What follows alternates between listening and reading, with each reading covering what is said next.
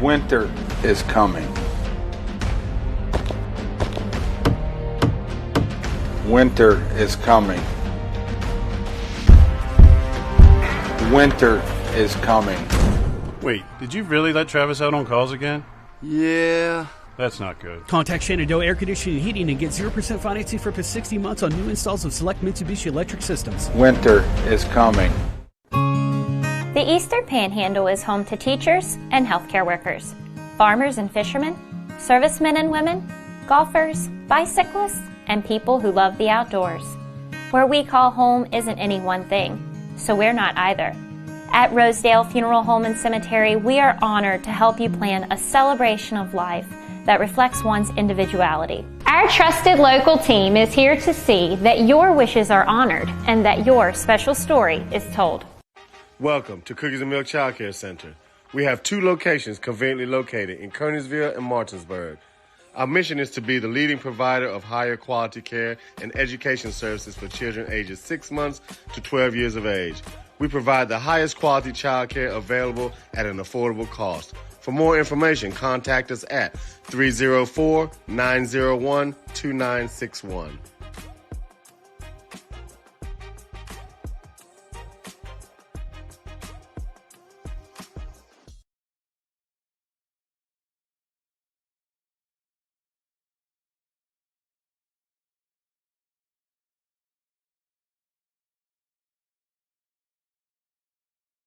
Hey, I'm Jeremiah. And I'm Brayden, and we are Brothers Bin Blasting, your bin blasting all-stars. A unique sanitizing service begins right after your local trash collection. With a scheduled pickup time and location, we arrive promptly to clean your bins on the spot. Our advanced 360-degree cleaning heads and pressurized water heated to over 200 degrees ensures a powerful blast blasting away 99% of all germs and bacteria. Visit our website at brosbinblasting.com and use code GETBLASTED to receive 50% off your first cleaning. Transform your yard with custom fence and deck, where elegance meets function. Serving Martinsburg and surrounding areas for over 30 years, our expertly crafted decks and fences offer both beauty and protection. From classic woodwork to modern vinyl, experience the craftsmanship that truly elevates your space.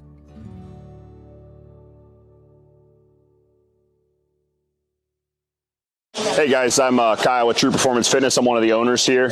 True Performance Fitness as a whole, we brought this gym to the area and we wanted to bring every walk of fitness in one building. So that's exactly what we did. We have strongman, powerlifting, bodybuilding, CrossFit. We have posing rooms, a full turf, a full track outside. We even have a basketball court. We wanted everything to be under one roof. So that's just kind of the thing that we did. We also went out and we made sure that we got top of the line equipment. We also make sure that all the pads and everything are getting replaced and all the machines are being taken care of properly. That's just something we strive to do for this community. We also like to give back to the community with donations, fundraisers, and other stuff for like kids and families around. So that's just kind of who we are as a gym, and we're looking forward to seeing you guys. This is Jimmy, General Manager at Ameritech Tire and Auto, here to serve you with all your auto repair and service needs. We are a family-owned business serving our community since 2003. We work on all makes and models from vintage cars and trucks to collectors to today's latest, newest vehicles. So stop in and see us at one of our 2 locations. See you soon.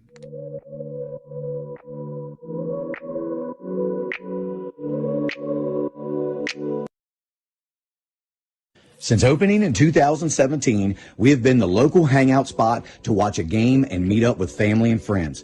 With over 15 TVs, there isn't a bad seat in the house. We have arcade games, including the world's largest Pac-Man, 2 pool tables, and more, serving a full food menu ranging from appetizers to steak dinners, 11 a.m. to 11 p.m., 7 days a week, and later on weekends. Daily drink and food specials, and of course, happy hour from 3 to 6, Monday through Friday. Come on out to Benchwarmer Sports Bar and Grill. Looking to enhance the beauty of your outdoor space? Look no further than R&L Landscapes. We understand that your outdoor space is more than just a yard. It's a place where memories are made with loved ones and where you find peace and tranquility. Our team of professionals will work closely with you to bring your vision to life. From expert design and installation to meticulous maintenance, we are committed to delivering breathtaking results that will make your neighbors green with envy. With our state-of-the-art equipment, we guarantee exceptional craftsmanship that will withstand the test of time. Contact R&L Landscapes today and let us turn your dreams into reality. I understand that each client is unique and has their own real estate needs. Whether you are buying, selling, renting, or a seasoned investor, I got your back. My name is Cheryl Yates, an award-winning realtor with ERA Liberty Realty. I've known Cheryl Yates for over 30 years now, and I've always found her to be the consummate real estate professional. On a personal level, Cheryl has handled 3 sales for us over the past 15 years or so and has done an excellent job on each and every one of them. She communicates extremely well, and you never have to worry about where you're at in the sales process. What I like about Cheryl is she's dependable, she's on time, she's flexible, and she works hard to get the job done. We had our sales very quickly through Cheryl Yates. Whatever your real estate needs may be, remember me. I'm the key to buying or selling your home.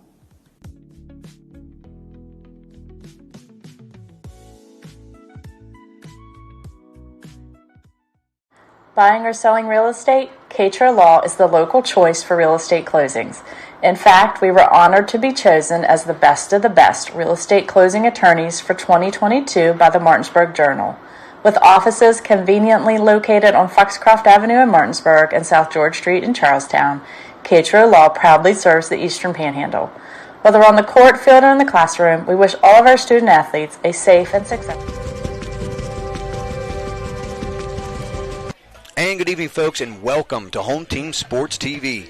We are here tonight at Washington High School as the Washington Patriots take on the visiting Liberty Lions. I am your host, once again, J.D. Fritz. Joining me tonight again, my broadcast partner, Drew Pitzer, and together we are the Dream Team on Home Team. Drew, nice to have you joining me tonight once again. Nice evening for some high school football. Yeah, man, week 3, it's a beautiful evening out here. The sun's starting to set a little bit, starting to get in the full swing of football, J.D., and I'm so excited tonight to cover this great game. I think it's going to end up being a really good one, J.D. Yeah, we got the Washington Patriots tonight come in the season 1-1, coached by Terry Ray in his 3rd season. The Liberty Lions start 0-1. They're a week behind of us here in the Eastern Panhandle. They lost a tough one last week to Walkersville, 25-24. The Lions are coached by Lawrence Luth. So, Drew, I'll let you start here for the breakdown of these first week, and I'll let you take the Lions on this one. What'd you see from the Lions in week 1? Yeah, I think quarterback play is going to be huge for them tonight if they have a real chance to win this game. Sean Case had 2 long rushing touchdowns last week in their 25-24 loss to Walkersville. I think he's going to be crucial to get the offense going. Obviously, they have a freshman running back that they're going to give the start to tonight, Andrew McGlynn. He's going to be interested to see, as we saw him in pregame warmups getting a lot of reps. They really seem to believe in him. But I also believe that number 44, Kevin Kern, somebody we've been speaking on before the broadcast started, he's their big man. They're going to follow behind him everywhere he goes. That H-back really sets the tone for him, and he's basically like a guard in the backfield, and all of his pulling that he's going to do to try to establish that running attack. So for them in Liberty, they got to make sure they still run the ball, win the ground game, and on defense, they got to make sure they hold down this Washington offense that has Shields and Casey, who are a really good running back tandem that can put up a lot of numbers and score fast, JD. Yeah, Drew, we both watched a little bit of film on them, and they did look pretty impressive. Tall kid playing quarterback, that Case kid, and like you mentioned, Kevin Kern, a big stocky kind of fullback, H-back guy. They give him the ball in short yardage situations. He's the lead blocker. He'll be the lead blocker for 34 tonight. So on the Washington side, they knocked off Hedgesville last week, looked pretty good. Hedgesville hung in there, but Washington was able to walk away with a 36-20 win. Offensively, they exploded with over 260 yards on the ground and 5 rushing TDs. Both Alan Casey and Phil Shields had big games for the Patriots, each having over 100 yards and 2 TDs between the two of them. Washington's defense also stepped up when they needed it, capped off with a game-sealing interception by Cameron Togans. So probably look for, the Washington Patriots to do a lot more of that tonight, a lot more on the ground. I think that they need to establish the run, tonight with Shields and Casey again, Drew, and, basically, and they also have guys on the outside. And we're not going to forget about, Chris Duran. He'll line up in the slot. They might line up Shields a little bit at receiver, but you'll see him and Casey alternate at running back a lot. But they like to move Shields all over the place because he's kind of like their big play guy. So look for them to move him around. And Remy, Kyle Athey, their quarterback, had a nice first couple games in week 1 and 2. So they will throw the ball as well. But if they got the running game going, they'll probably stick with what works. But Drew, how do you see this playing out tonight? Yeah, like you said, Washington's going to have to rely on that running game. Obviously, a whole different look from last year's team where they were airing it out consistently. Now they're really relying on Casey and Shields, especially with Shields. I think of him as like a Swiss Army knife. You could put him anywhere and find success with him. But I think Washington, in the terms of what people expected from them this year, I think they're a whole lot better, and I expect them to play really well tonight and give them a good opportunity to win. And we're underway here as number 1 for the Patriots gets it down the sideline, still on his feet, out to the 50. That's Jordan Petrie, senior, 6'1", 160.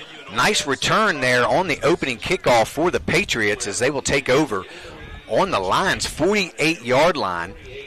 Yeah, that was a tremendous return right there. A little pooch kick. He got about the 25 and ended up getting an extra 30 yards on the ground right there, setting up the Washington offense, and great opportunity right here, JD. So they actually are going to mark it at the 47. Their quarterback, Kyle Athey, they call him Remy. To his right, number 5. That's going to be, well, let's see. Sorry, to his left, it's number 3, Shields. Athey is number 5. Apologize. They have a freshman starting at center tonight. I believe that's number 56, Jonathan Mitchell. So they trust him. I watched him in the scrimmage a few weeks ago. Had a little bit of troubles with the snaps in the beginning, always, especially if you're starting a freshman. He's a little undersized at the moment, but he's going to grow into his body over the next couple years. As Shields will take the carry, not much there. He might have gained a yard down to the 46. So, Drew, let's talk a little bit more about this defense for the Lions. They come in, looks like they're playing maybe a 5-2. No, it looks like they got a 4-3 out there. Yeah, they definitely run multiple sets, as you saw that previous play. It looks like they brought more to the line of scrimmage, but they're definitely trying to corral, play 8 in the box, make sure they have to make Washington beat them through the air. As you know, Shields and Casey, they're going to get a predominant amount of the touches tonight. And Shields gets it again. He's going to bounce it outside. He's got some daylight. As Shields got a little speed, might have picked up 3 or 4. It's going to bring up 3rd and about 5 now for the Patriots. So we see Shields. He's going to try to use that speed of his, trying to get to the outside.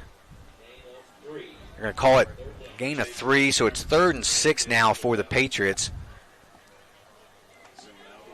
And again, Washington's going to stick with what's been doing them well the first 2 games, running the ball extremely well. Don't be surprised to see them try to tote this rock again and make it a 4th and short.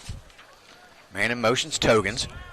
Athey's rolling out here to the near side. He's going to set back, roll back to the other side, looking for a man. Flag on the play, just has to throw it away. Good defense there in the secondary by the Lions. Yeah, we had a hold right there on Washington. So a holding's going to back them up 10 yards from the spot. Now in high school it would be from the spot. So we'll see where the penalty occurred. Probably right around, I would say, close to around the line of scrimmage.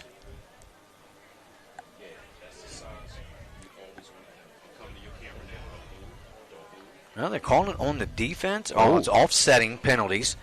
So the penalty's offset. That's going to bring up 4th and now 6 for the Patriots. Let's see what they decide to do. Ball's on the line's 43. It appears the offense is going to stay out there on the field. Well, the marker still has 3rd down, but I believe it should be 4th down, JD. Yeah, it's definitely 4th down. So 2 receivers here to the near side. Man in motion's Togans. Remy's back to throw. He's under pressure. He fumbles the ball but gets it back. But it's going to be a turnover on downs. That's number 0 getting in there. Petrie, who's actually wearing number 1 tonight. I think he's number 1 on the roster, but I think Coach said he was number 0. So I believe that's Jordan Petrie on the sack. So the Patriots will line up to punt it away.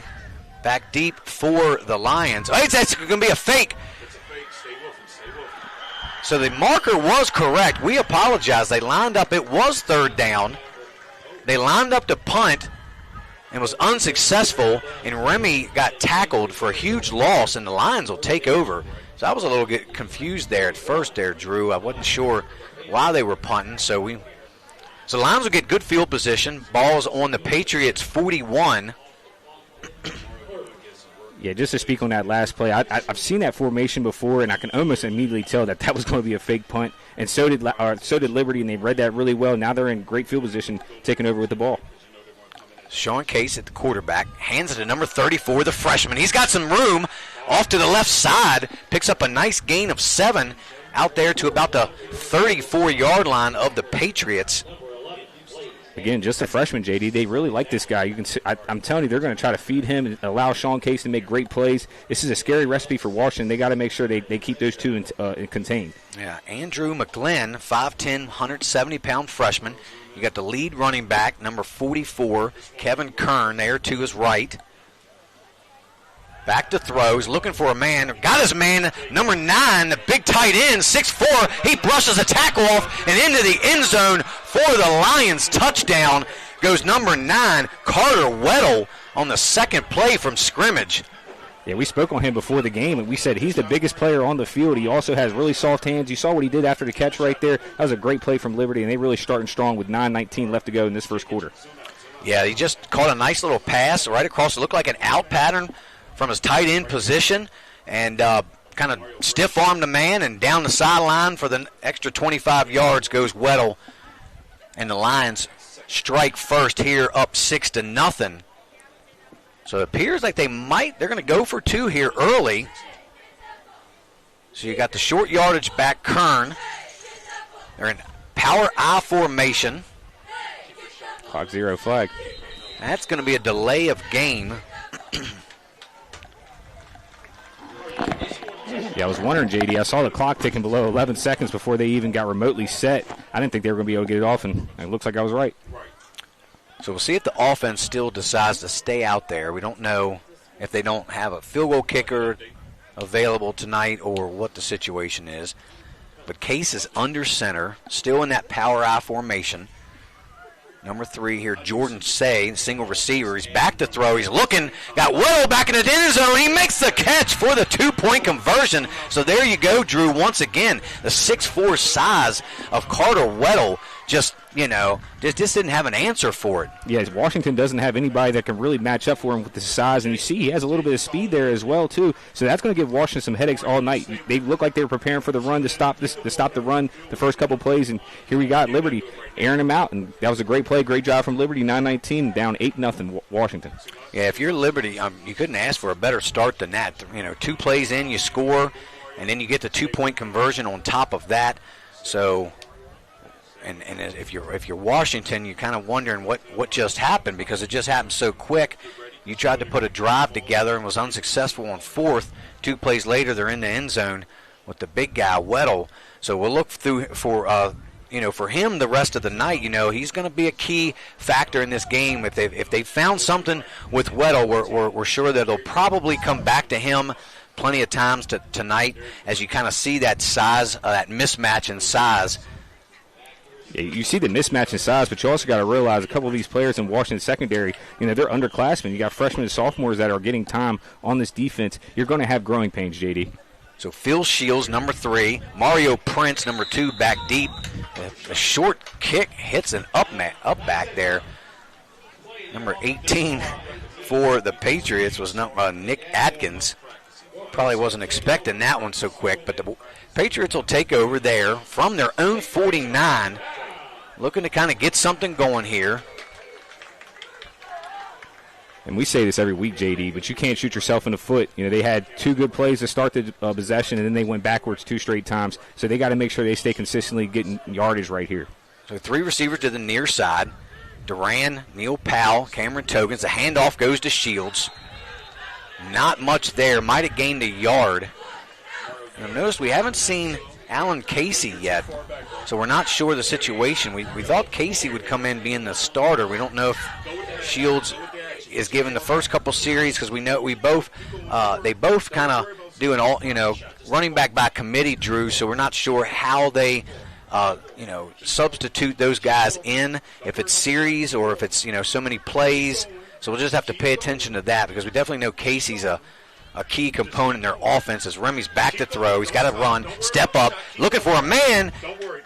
As Neil Powell makes the catch there around the 45 of the Lions. Going to be short of the first down. It's going to bring up 3rd and 4. I'll tell you what, that was a great awareness from Kyle Akeley, stepping up into the pocket right there, finding his man, rifling down the field. Now it's 3rd and manageable. Yeah, he had a little bit of time, stepped up, thought he was going to run it first, found Neil Powell. So 3rd and short here. It looks like they're going to be a direct snap to Athey, nowhere to go. He's going to lose a couple there on the play as number 60 on the tackle for the Lions. That's Nathan Song, the big senior. So that'll bring up another 4th down for the Patriots, and just not in sync, not looking like they've kind of got themselves all together yet here, Drew. Yeah, no, they're still looking like they're picking up the pieces. Obviously, a great game against Hedgesville last week, but you got to move the page and move forward. This team has any expectations of competing in the playoffs. These type of possessions can't happen. So on the punt for the Patriots, he does get it away. End to over end punt. They're just going to get away from it. It does take a Lions bounce to, it's going to be down there by the Patriots at the 31-yard line. So with 7:26 left to go here, it's 8-0. The Lions offense back out onto the field. Sean Case got his big tight end in that first series. We'll see if they try to go back to him. Number 21 is now in the game, so looks like they're going to alternate at running back too. Kern still the fullback there. Now 21, Dylan Tate, listed as a receiver, but lines up in the backfield. He might have picked up a yard, but it looks like they're going to mark him right around the line of scrimmage. So you kind of see Tate as their little bit of change of pace back, a little quicker guy, smaller guy than the freshman McGlenn. But I like McGlenn. He had a couple nice carries there in the first series. So, and it does look like Casey's in street clothes on the bench right now, so that probably explains why we haven't seen him this evening. Handoff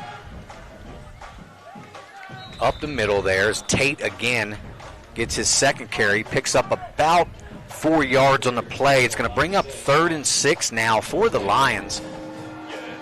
So, yeah, unfortunately, they don't have that two-headed monster this week, as Casey must have had some kind of injury. He's not in the boot or anything. I just wonder, what was wrong. Not sure. We didn't get the scoop. Talked to one of the coaches earlier this week, and he didn't elaborate on anything. 3rd and 6. 2 receivers here to the near side. Handoff goes to Tate, straight up the middle. Not much there. It's going to be 4th down. Surprised they wouldn't have looked to go back to the big guy again there, Drew, on that 3rd and 6 situation. Yeah, I mean, like I said, you see Washington really doesn't have anybody size or speed-wise that can contain him. I'm going right back at him until Washington proves they can stop him. But got to give a shout-out here to Cody Titus. He did a great job of those 2 back-to-back tackles right there in open field, forcing a 4th down. Now Washington's getting the ball back. Yeah, Titus plays that linebacker spot really good. And they also have a freshman starting at linebacker as well. Low snap, he gets it away. High kick there by Case, who's also the punter. Shields will just get away from it. And that's going to be down around the 38-yard line. So the Patriots will take over again on offense.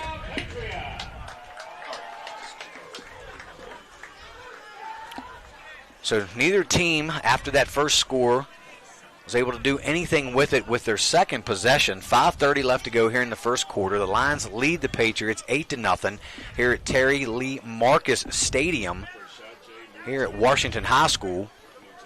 The sun's finally going down, Drew, so that's a little better for us. Yeah, feeling a nice little breeze right here, JD. Real football weather now. We got 3 receivers here to the near side. Duran's the far receiver. The handoff goes to Shields. He's trying to bounce it outside. Not a lot there. He's stacked up. He's going to lose a few yards as that defense for the Lions comes surging through. And there's just nowhere to go for Shields, Drew. Yeah, they're not even playing the passing game right now. They're bringing everybody. That was an all-out blitz in Gauge 8 right there, and they did their job, pushed them back 5 yards. Washington's going to have to come up with something to counteract what Liberty's trying to do defensively. Yeah, that's a 4-yard loss. Big loss there on first down. 2nd and 14. So we see kind of the effects of not having Casey. Casey's more of that downhill runner where Shields likes to get to the outside a little more. Remy will roll to the near side. He's going to tuck it and run. He's tripped up there. Good shoestring tackle there by number 22, Justin Hebert. So once again, Remy just not a lot of time, and that defensive front there for the Lions just comes surging through, so not a lot of protection for him yet. Brings up 3rd and 14. And there was a lot of daylight in front of Remy right there. And if Hebert doesn't make that tackle, he easily could have made that, a 3rd and 2, 3rd and 3, or even the first down. So great open field tackle right there. So Duran, the single receiver to the near side. Remy's got to step up and throw. He's trying to find a receiver. No one. He's going to tuck it and run. He's got some room to the right. He picks up the first down and out of bounds. Good run there by Kyle Athey. We're going to mark him right at the 50-yard line. And that's a much-needed first down for the Patriots. And that was a great job on Athey keeping his eyes down the field. He made the defense have to play two. Was until the last possible minute, pulled and tucked it, got the first down. Now at the 50, Washington's cooking. So they like this 3-receiver set. Chris Duran here, the receiver to the outside. Powell and Togans in the slot. The handoff goes to Shields, and you just see that defensive surge coming through, and Shields just doesn't have a chance as he'll lose a yard on the play. Tackled by Jordan Petrie again on the stop. Now that was Danny Nelson. Nelson? Oh, I'm sorry. Yeah, I'm looking at the... Hey, it happens, man. I tell you what, but you look at that Liberty front line, they're winning at the line of scrimmage, JD. If Washington can't get any push interior-wise, they're never going to be able to run the ball between the tackles. Now it'll make this a long night for them. So 2nd and 11, 2 receivers here to the near side. Man in motion is Togans. Remy's back to throw. He's looking for a man across the middle. He had Neil Powell. Could slip through his fingers. He takes a shot there from your man again, Danny Nelson. Well, I called his name out wrong. I apologize to his parents. He made a big play earlier in this quarter, and he's their man in the middle. He makes a lot of plays from that linebacker spot, Drew. Yeah, for sure. And unfortunately, that might have been resulting in a targeting penalty. We see the flag come in late. We hope, that everything is okay out there with Powell. But what actually a great ball that was. I mean, that was only where Powell could go get it. Unfortunately, a little bit come up a little short, and but it looks like they'll get an automatic first down. So while we've got a little break in the action, we're going to take our first commercial break and hear a word from our sponsors. You're watching Home Teams. Oh, we're going to do, we got the Player of the Week announcement, and that's going to be... Yeah, it's Keegan Clark Jr. He had made a one-handed grab in the back of the end zone. An incredible play. We appreciate the submissions, and everybody, please make sure to submit all your top plays of the week to Home Team Sports TV. We'll make sure we highlight them on all of our Friday broadcasts and other broadcasts that we have throughout the week during our fall season. So, again, keep submitting those over to Home Team Sports TV on all of our social medias, and we'll make sure to highlight you. Congratulations, Keegan Clark Jr., on that great one-handed grab in the back of the end zone. Thank you, Drew. Appreciate that. So we ended up staying right here. Apologize. We will go to commercial on the next break in action. So I believe Powell was a little shaken up, walked off the field on his own power, so hopefully he's okay and can come back in the game. We have number 11 now in for the Patriots. That's Blaze Cantley, 5'11", sophomore. So he's in the slot. Chris Durant here, the receiver to the bottom of your screen. A little motion by Togans. Phil Shields just again. You see that man, Danny Nelson. I mean, he's got 4 or 5 tackles already start this game. And we see who, they keep running towards him, Drew, and he keeps on making the play. Yeah, he's keeping his eye on the backfield. He's almost eyeing Shields every time he comes to get the ball. And he's meeting him at the line of scrimmage and winning the line of scrimmage battle. So, again, got to give a huge shout-out to Nelson. He's doing a great job of penetration and stopping any sort of movement that Shields has to kind of get downhill. Yeah, you got to give him even a lot of credit because if you're a younger kid watching this football game, you watch number 0 from Liberty Lions. That's how you play the middle linebacker spot. So Remy's going to roll here to the near side, looking for a receiver. No one to throw to. He loses the ball, and the Lions fall on it. That's Justin Hebert falling on the loose ball, and they will take over. So as Remy was rolling out, it looked like he was back to throw. The ball just slipped out of his hands, and unfortunately for the Patriots, the Lions fall on it for the first turnover of the game. Yeah, we both were looking down the field. I thought he released the ball, and I looked down. The ball's just rolling on the turf.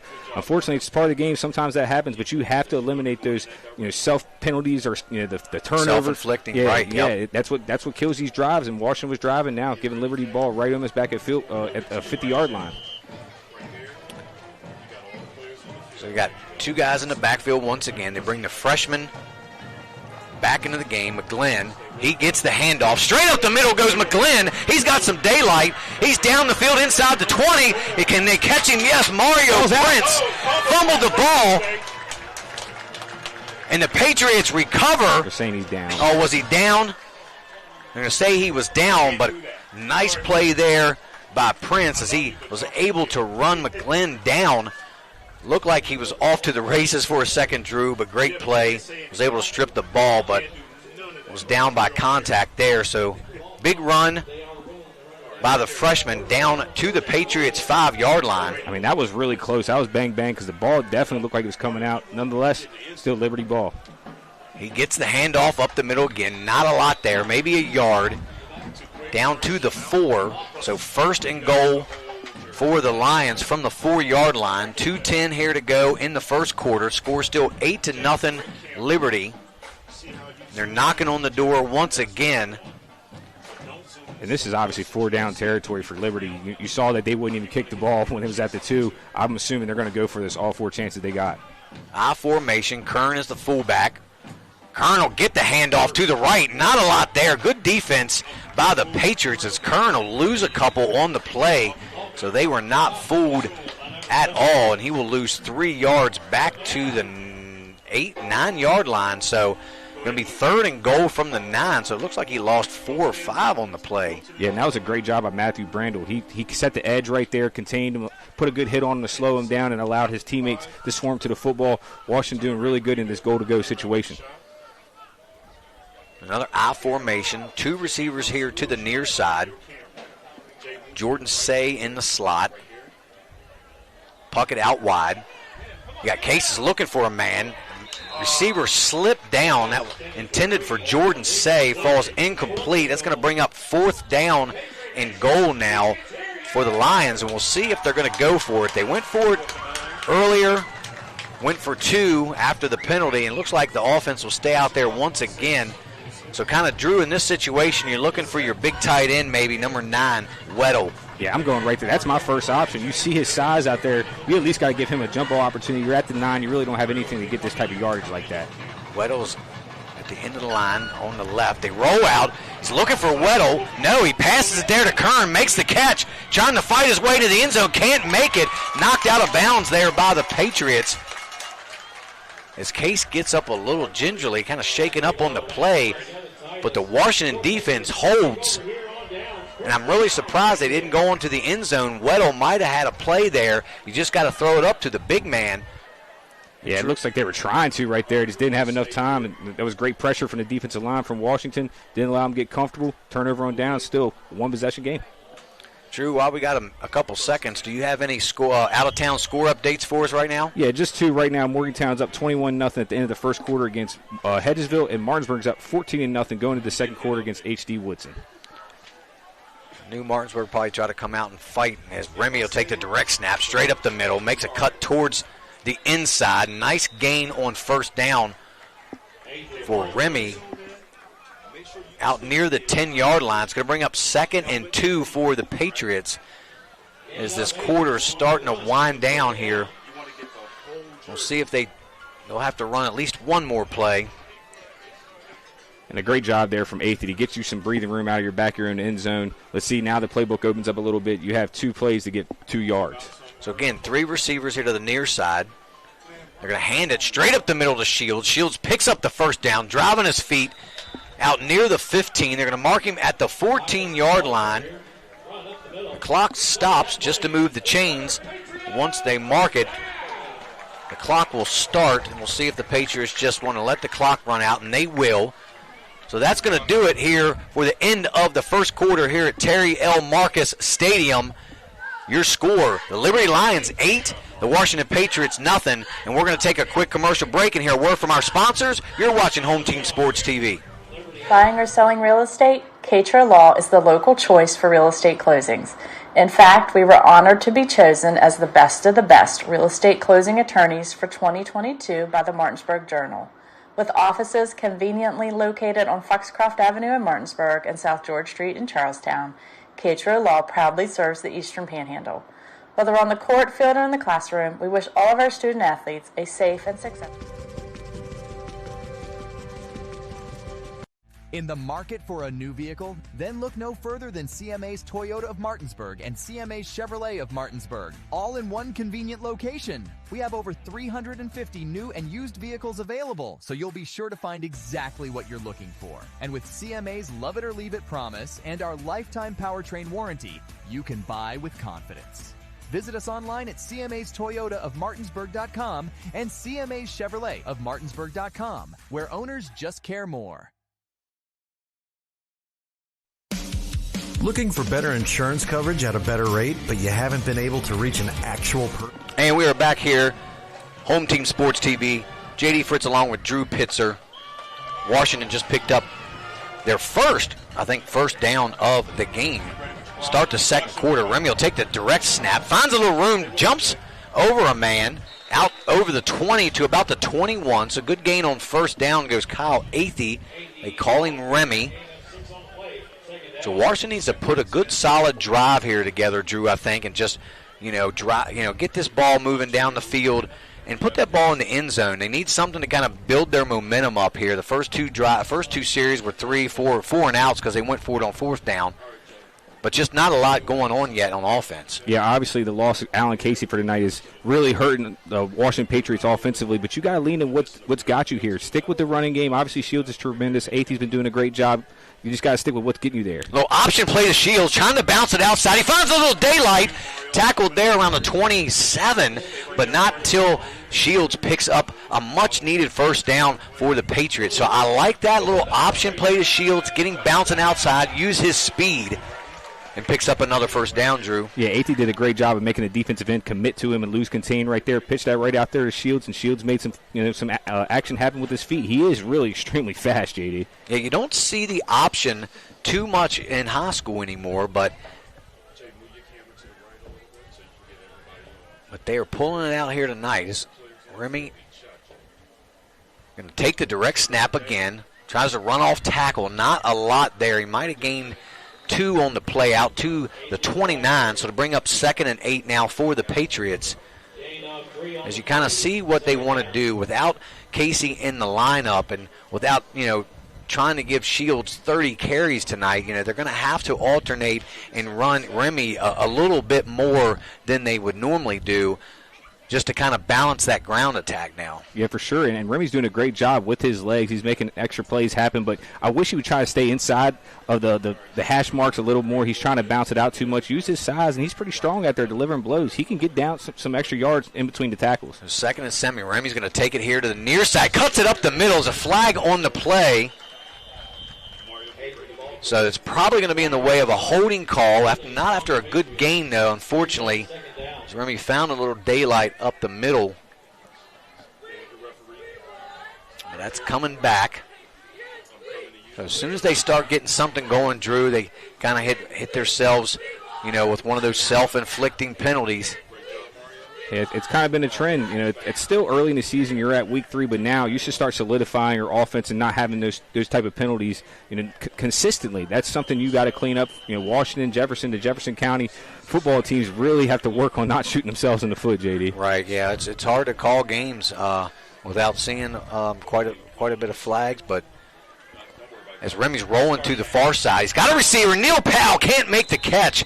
Might have just been a little too far out in front of Powell. Had him open, though. Now it's going to bring up 3rd and long for the Patriots. And maybe it's the old school of me, but I hate rolling against your strong arm. You're rolling to the left, and I get it. You're trying to get the defense off guard. But right there is so hard to throw against your body. I think if you try to roll right there, you might get a different result. But, again, that's just my opinion. Yeah, and I get it too, Drew. I think probably what they might have been trying to do is you had the wide side of the field over there. So unfortunately for Remy, wasn't able to make that connection with Powell. 2 receivers to each side. Now the man in motion is Togans. So there's going to be a timeout here And we're going to stay right here, and we're going to thank a few of our sponsors while we have a moment. We'd like to thank Smith Nadenbush Insurance. Call Elizabeth Bradley. Catro Law. Neil Powell Goosehead Insurance. Opequon Motors. Call Jeremy Atkins. R&L Landscapes. Ameritech Tire and Auto. The Barn Bridal and Formal Wear. Mountain State Basketball Academy, Cheryl Yates of ERA Liberty Realty, Benchwarmers Sports Bar and Grill, Big Mike's Grillin', Cookies and Milk Daycare, Pearson Smith Realty, call Sean Smith, ATCW Wrestling, Rosedale Funeral Home and Cemetery, Trophies Plus Customs Apparel, Everhart Counseling Associates, the Kershiznik Group, and Shenandoah Heating and Air. Much appreciation to all our sponsors for this season. We could not do this. We could not broadcast these games without having these sponsors, guys. So anybody that's looking to, want to sponsor Home Team Sports is much appreciated. You hit up Jawan Holmes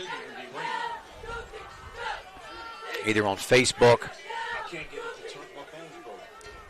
So third down and long here now for the Patriots. Remy back to throw. He's got to set up the screen to Shields. Shields makes the catch, tries to bounce to the outside, makes a move there to the outside, down the sideline. Shields gets the first down and more, out too close to the 45. So a nice little screen play by the Patriots.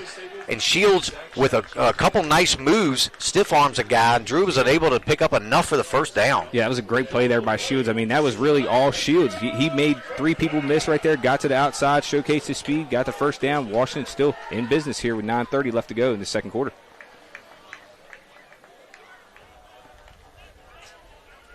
So first down for the Patriots. Ball's on the 46-yard line. Three receivers again. Neil Powell in the slot.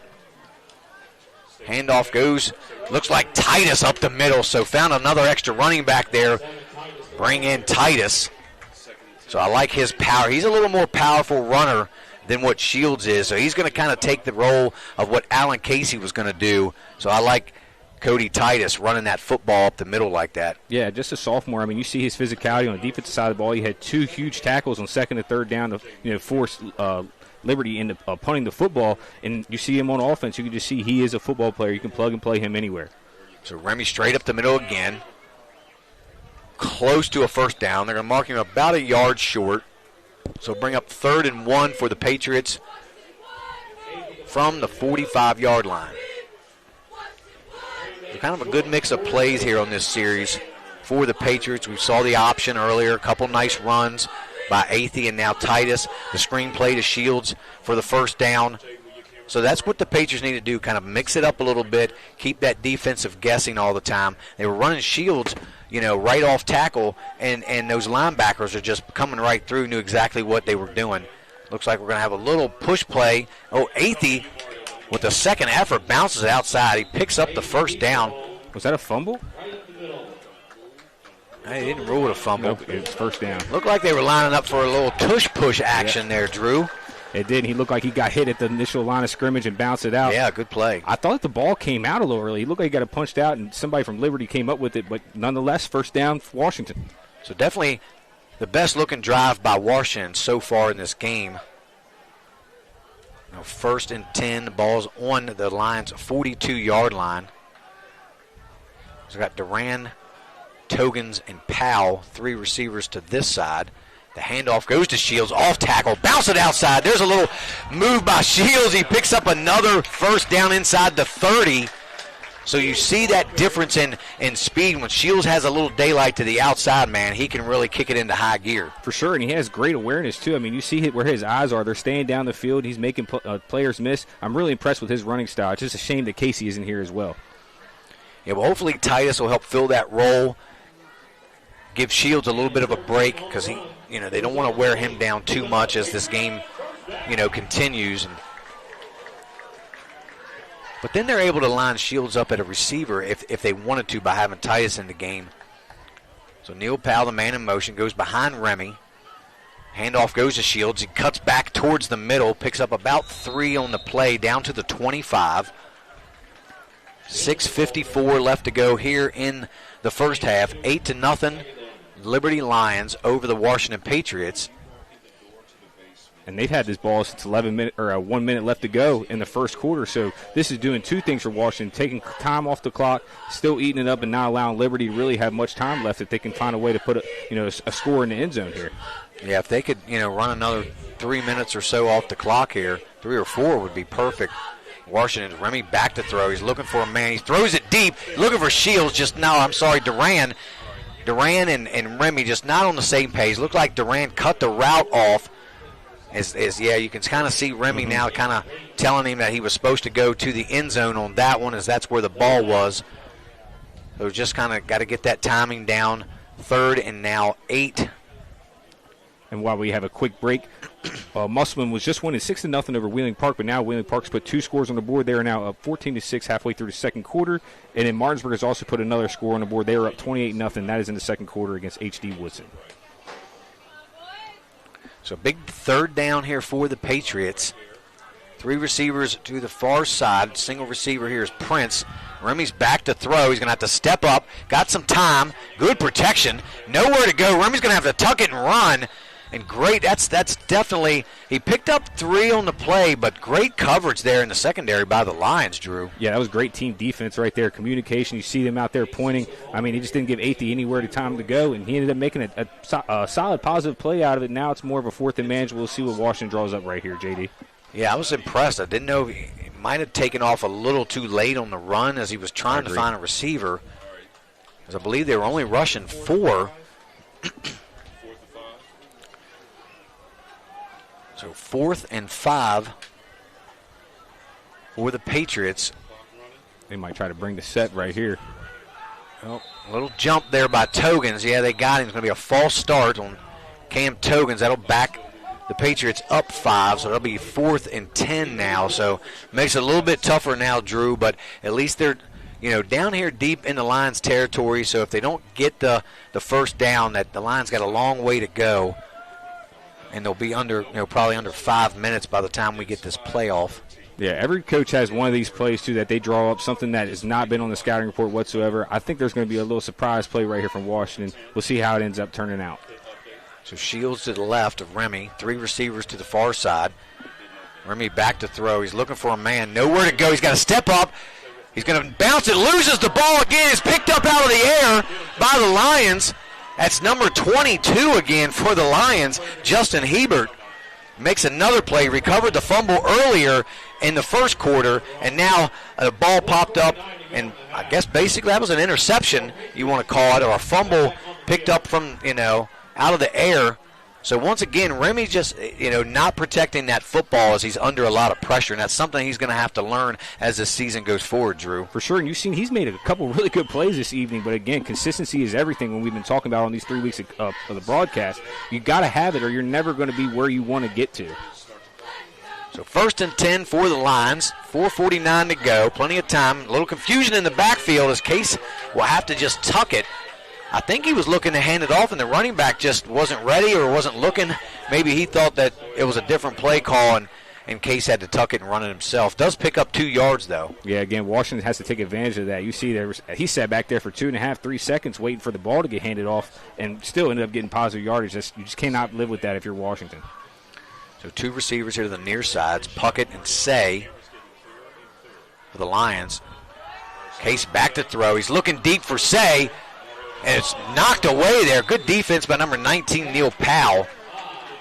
And Say, number 3, only goes 5'4", 135 pounds, so not a big target out there for Case to throw to, but it's a great defensive play there by Neil Powell. Yeah, I mean, just avoided interception right there, too. If both those Washington defenders didn't run into each other, I think that could have been a change possession. Washington ball almost at midfield. Yeah, absolutely. I agree. Well, stop the clock. 3rd and 8, 4:13 left to go here in the first half. So you got your big tight end Carter Weddle out here now in the slot. You're going to roll here to the near side. He's looking for Weddle. Same play to the big guy. He goes up. It's knocked away by Mario Prince. Had a chance for the interception but couldn't come down with it. But you see them trying to get the ball to Weddle. Great coverage. Double covered, though. So not sure you want to still go there, even though Weddle is 6'4". Still a tough play. Yeah, I feel like that's something that they should have tried to attack last time when they were at the goal line. Right here, they try to throw it up. Washington did a great job of making their adjustments and doubling him over the top. Almost had another interception right there, nonetheless. 4th and 8. Now Liberty's in a situation they have to punt the football.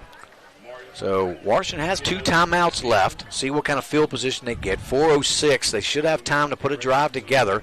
Not a great punt, end over end. They're going to let it bounce again. It takes a Patriots bounce. It's going to die right there around the 39. So with 3:55 to go, Patriots will take over there. And we're going to take a quick commercial break and hear for word from our sponsors. You're watching Home Team Sports TV. Looking for better insurance coverage at a better rate, but you haven't been able to reach an actual person? Goosehead Insurance will help. Neil Powell is committed to helping you and the community get great coverage from a local agent who will answer your call. In Martinsburg, call Neil Powell Goosehead Insurance at 304-707-3549. He will customize a policy based on your needs. Call Neil Powell at Goosehead Insurance today, 304-707-3549. Hi, I'm Jeremy Adkins, Sales and Finance Director at Opequon Motors of Martinsburg. Join myself and Home Team Sports TV as we lead the charge into the 2024-2025 high school football season, presented by the all-new GMC Hummer EV. This vehicle is in demonstration mode, connected by OnStar's high-speed 4G connection. Press the blue OnStar button to learn more.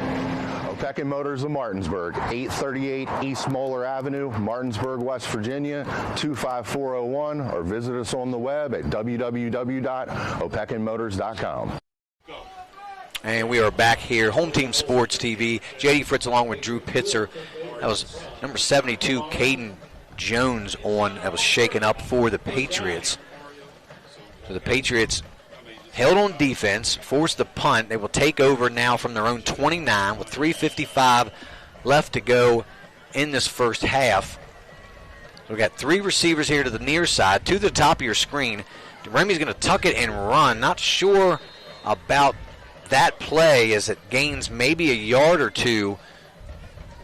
I know they have 2 timeouts, but they're going to have to get a lot more yards than this. They have a long way to go.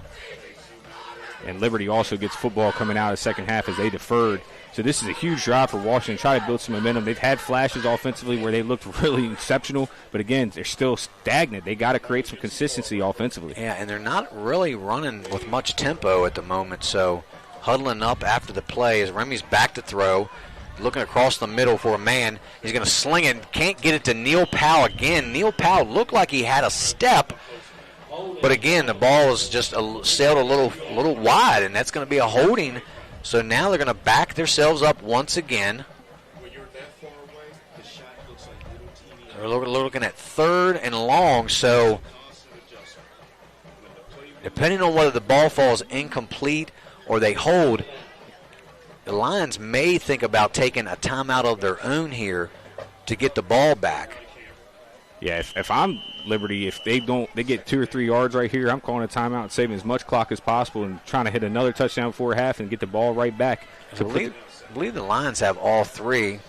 Remy's back to throw. Ball goes out the toe, goes near the sideline. He's not going to have enough for the first down as he's stacked up there. And, yeah, the clock will run as he does stay in bounds.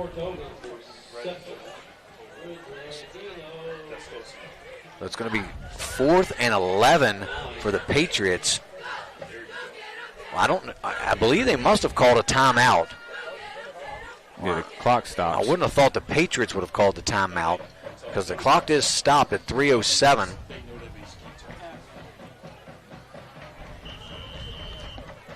Now, officials timeout here. We're going to see what the deal is.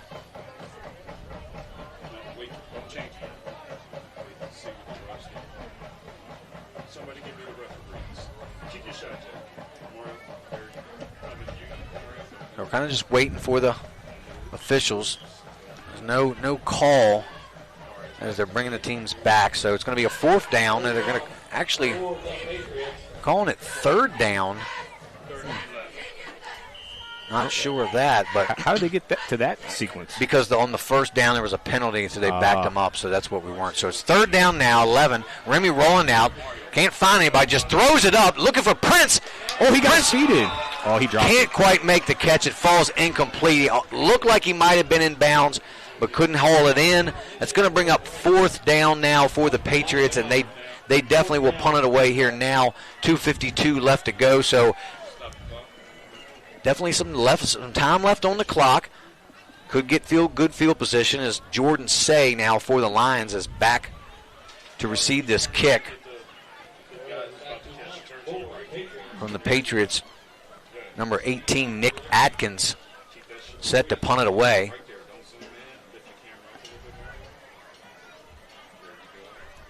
See if they try to block it here. Put a little pressure on. Nice high kick for Atkins. Oh, it takes a nice Patriots bounce way down inside.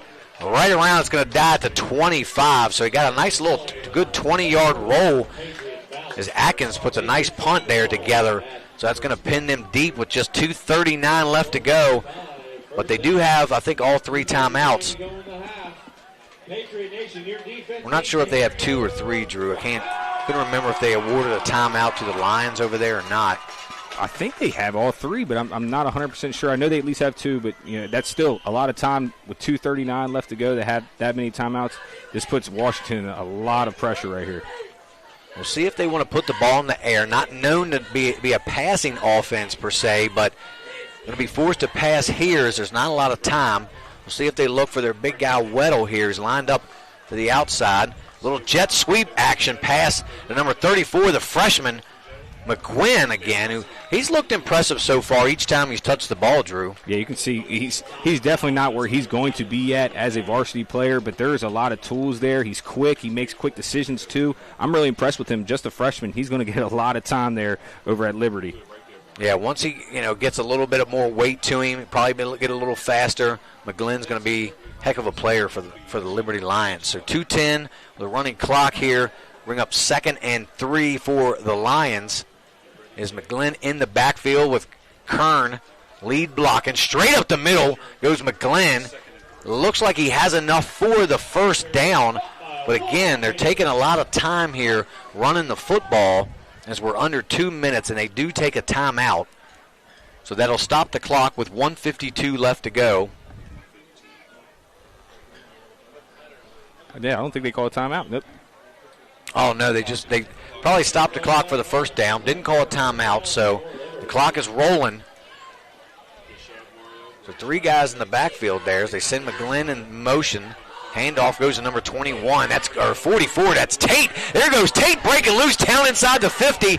He's inside the 40. Out of bounds there at around the 33-yard line. Goes Kevin Kern, the big guy, rumbling down the field, Drew. You like to see that from your big fullback. Yeah, rumbling and stumbling. I mean, they just couldn't get him down. He read the sideline extremely well, too. Got an extra 10 yards. He should have been probably tackled about the 40. Now they're in real business with 1:30 left to go in this half. Yeah, good field position, plenty of time, a couple timeouts left still.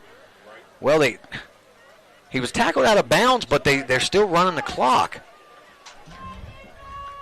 I'm not sure on that one. Yeah, Glenn goes in motion, but they're going to call a false start. So I don't get why they wouldn't have stopped the clock when he went out of bounds and they tackled him out of bounds. So little home cooking right there, JD. I don't know. Because he definitely was out of bounds. Yeah, because that was, I think they had 1:29 left on the clock.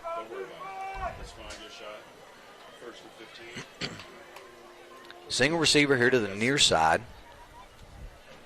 3 guys in the backfield. As Case will take it himself, tries to get outside, not going to do it as he's going to be tackled for a loss, and that's going to be a sack on the play. Looks like Cody Titus in there on the tackle for the Patriots. So they're just letting this clock roll. I don't know why they're not taking any timeouts here. 2nd and about 6:17 now for the Lions, as they're just going to let the clock keep on rolling. Now, this is just crazy to see. They just let 20 seconds go off of this clock. I know they've got to have at least one timeout, but I thought they had 2 still left. Case going to back to throw. He's looking for his big man, number 9, Weddle. Weddle can't make the catch. The ball falls incomplete. Pretty good looking pass there by Case. but Weddle can't hang on. It's going to bring up, I believe it's fourth down now. Oh, it's third down, after the penalty. I'm sorry. Third down and long, probably 17 now. So the clock does stop with 27 seconds left. And it's got to creep in your mind, JD, if you're Washington, hey, we still have 2 timeouts left. If we get a stop right here, we call a timeout and give our offense at least one more chance to try to see if we can go get some points before this end of this half. Sean Case with Kern in the backfield. McGlynn's in motion, fake to McGlynn. They're going to set up a little screen here to Joseph Puckett. Puckett trying to get some room. He stays on his feet. Down the sideline goes Puckett. Knocked out of bounds with 19 seconds left to go. Good play by Stephen Puckett, So he was able to keep his balance when he was initially looked like he was going to be stopped for a short gain. He was able to keep his balance, put his hand down the sideline. So now the Lions are in business again inside the 15, around the 11 they're going to mark it. 19 seconds left to go. So when you think they're going to run the clock out, Drew, they hit on a big play, and now they're set up here in the red zone, a good situation. Sean Case back to throw. He's going to throw it up in the end zone. No one's there, and it's picked off. That's going to be, Phil Shields with the interception for the Patriots. And it just looked like Case was throwing it up, hoping that the big guy Weddle would come down with it, but he threw it a little too far out in front, and Weddle hadn't gotten over there yet and found Phil Shields instead. Yeah, again, I feel like with that, you still have at least 1 or 2 timeouts left. You've been proving yourself on the ground. Why not try to get the ball on the ground and see if you can score from that point? But again, turn the ball over. Washington dodges another bullet. First down, 13 seconds left to go in this half. Yeah, and I wonder if Washington will just take a knee and go into the half. Because with a couple fumbles that Remy's had, you just don't want another crucial mistake here deep in your own territory. Ball goes out to the sideline. Cameron Togans makes the catch, gets out of bounds, but they're still running the clock. 3 seconds ran off the clock when he was out of bounds. I'm not sure what the clock operator's doing over there. Yeah, it should be about 7.2, 7.3, but like you said, 3 whole seconds of it just ran off the clock right there. But, the official's got to wave his hands to stop the clock, and that's what they're going by, and if the official hasn't done that yet, a lot of crucial seconds running off the clock as they're just a little over 4 seconds here left in the first half. Pretty good defensive battle so far in the first half we've seen, Drew, but the Lions were able to sneak one in that first series on the second play to Carter Weddle. But now it looks like the Patriots are going to call a timeout and talk it over. And we're going to take a real quick commercial break and hear a word from our sponsors. You're watching Home Team Sports TV. Elegance meets function. Serving Martinsburg and surrounding areas for over 30 years, our expertly crafted decks and fences offer both beauty and protection. From classic woodwork to modern vinyl, experience the craftsmanship that truly elevates your space.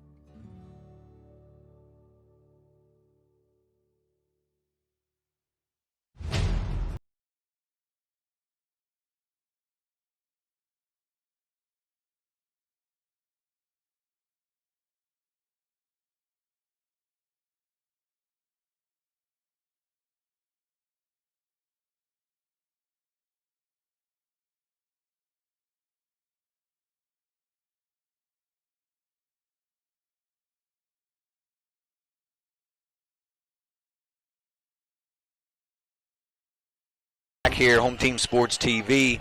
Patriots have a 2nd and 1, 4 seconds left to go. Remy back to throw. He's going to roll out here to the near side. Nobody to throw to as everybody's running deep, and that's going to do it as he was sacked on the play, and that ends the first half where the Lions will take an 8-0 lead into the half. So stay tuned here, guys. We'll have the Washington Patriots band out here to play. But right now, we'd like to congratulate our play of the week. And, Drew, you'd like to make that announcement. Yeah, Keegan Clark Jr. with a one-handed grab in the back of the end zone. Tremendous play. He was our Home Team Sports play of the week. Congratulations again, Keegan. Make sure you guys submit all those submissions over to us throughout the week, and we will have one winner that we will announce multiple times through our air on Friday night. So, again, Keegan Clark Jr., congratulations again on that tremendous one-handed grab. And I'm Drew Pitzer, JD Fritz. We're going to have time here, a word from our sponsors. You're watching Home Team Sports TV.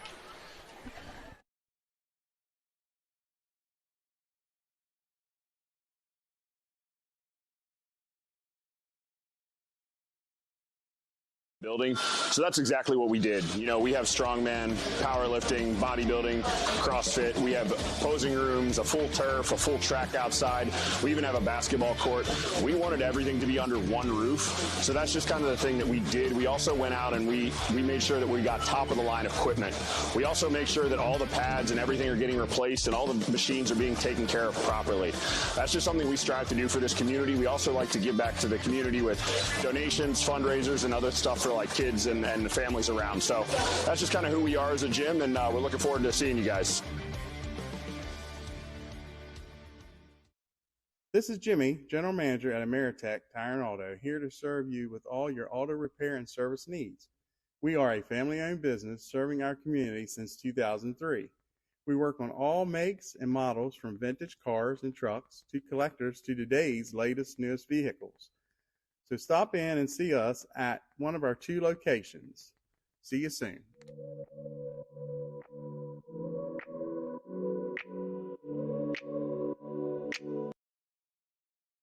Since opening in 2017, we have been the local hangout spot to watch a game and meet up with family and friends.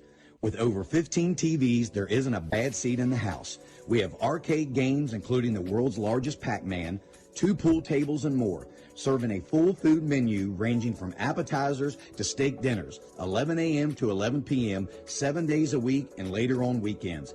Daily drink and food specials, and of course, happy hour from 3 to 6, Monday through Friday. Come on out to Benchwarmer Sports Bar and Grill.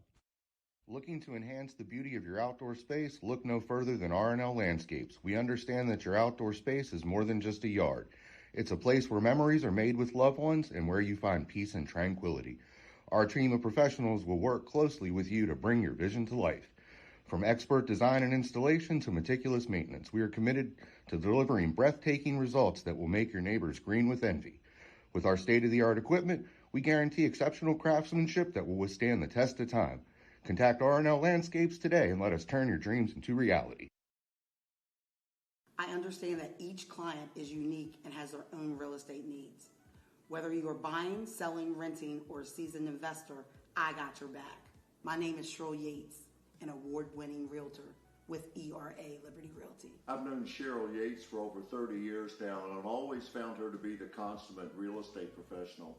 On a personal level, Cheryl has handled 3 sales for us over the past 15 years or so and has done an excellent job on each and every one of them. She communicates extremely well, and you never have to worry about where you're at in the sales process. What I like about Cheryl is she's dependable, she's on time, she's flexible, and she works hard to get the job done. We had our sales very quickly through Cheryl Yates. Whatever your real estate needs may be, remember me, I'm the key to buying or selling your home.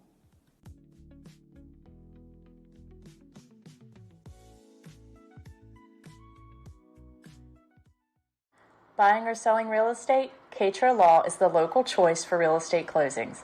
In fact, we were honored to be chosen as the best of the best real estate closing attorneys for 2022 by the Martinsburg Journal. With offices conveniently located on Foxcroft Avenue in Martinsburg and South George Street in Charlestown, Katra Law proudly serves the Eastern Panhandle. Whether on the court, field, or in the classroom, we wish all of our student athletes a safe and successful. In the market for a new vehicle? Then look no further than CMA's Toyota of Martinsburg and CMA's Chevrolet of Martinsburg, all in one convenient location. We have over 350 new and used vehicles available, so you'll be sure to find exactly what you're looking for. And with CMA's Love It or Leave It promise and our lifetime powertrain warranty, you can buy with confidence. Visit us online at CMA's Toyota of Martinsburg.com and CMA's Chevrolet of Martinsburg.com, where owners just care more. Looking for better insurance coverage at a better rate, but you haven't been able to reach an actual person? Goosehead Insurance will help. Neil Powell is committed to helping you and the community get great coverage from a local agent who will answer your call. In Martinsburg, call Neil Powell Goosehead Insurance at 304-707-3549. He will customize a policy based on your needs. Call Neil Powell at Goosehead Insurance today, 304-707-3549. Hi, I'm Jeremy Atkins, Sales and Finance Director at Opequon Motors of Martinsburg. Join myself and Home Team Sports TV as we lead the charge into the 2024-2025 high school football season, presented by the all-new GMC Hummer EV. This vehicle is in demonstration mode, connected by OnStar's high-speed 4G connection. Press the blue OnStar button to learn more. Opequon Motors of Martinsburg, 838 East Moeller Avenue, Martinsburg, West Virginia, 25401, or visit us on the web at www.opequonmotors.com. Here at the barn, we have been making dreams come true since 1972. Where we help women feel their most beautiful for any occasion, from pageant, homecoming, and prom gowns, to walking down the aisle in the perfect wedding gown alongside their bridesmaid and their family.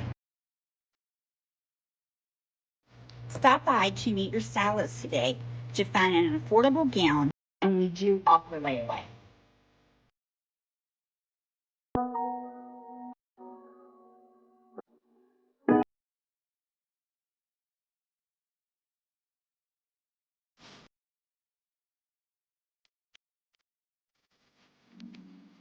Juwan is the ultimate hype guy. I love him.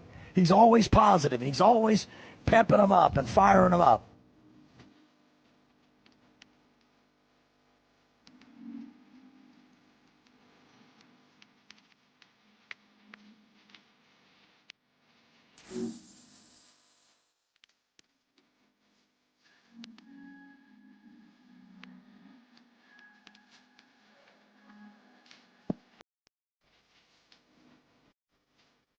Come Parker, work Parker, work Parker, work, work, work, work, work, work, work, work, work.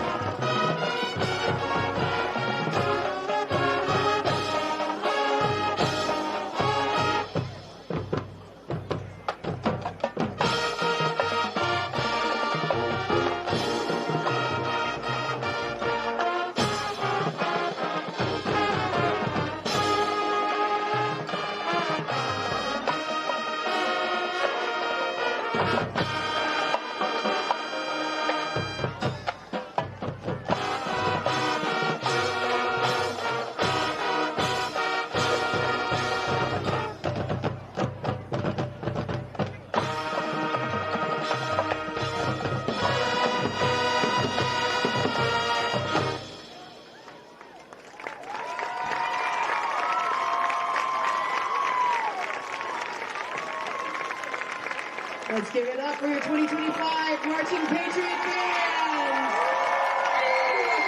The Marching Patriot Band would like to thank their sponsors for this year: City National Bank, Panhandle Pumping Incorporated, Everstone Auto Repair Services, Summit Point Motorsports Park, Robert Lewis from Allstate Insurance, Two Rivers Treads, Ameritech Tire and Auto, Tammy Sturbaugh from State Farm Insurance, and Seeing Dreamers Shenandoah Valley.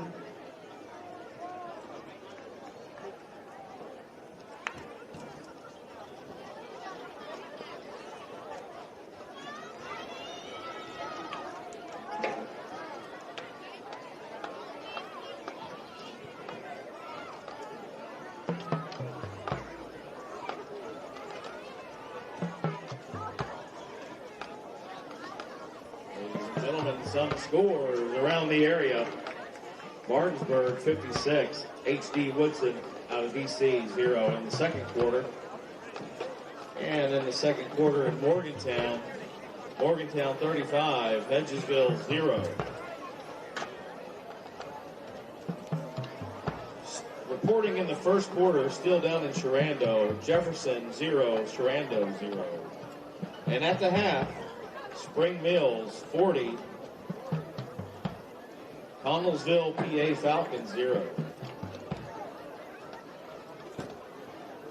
And at the half, Wheeling Park 14, Musselman 6.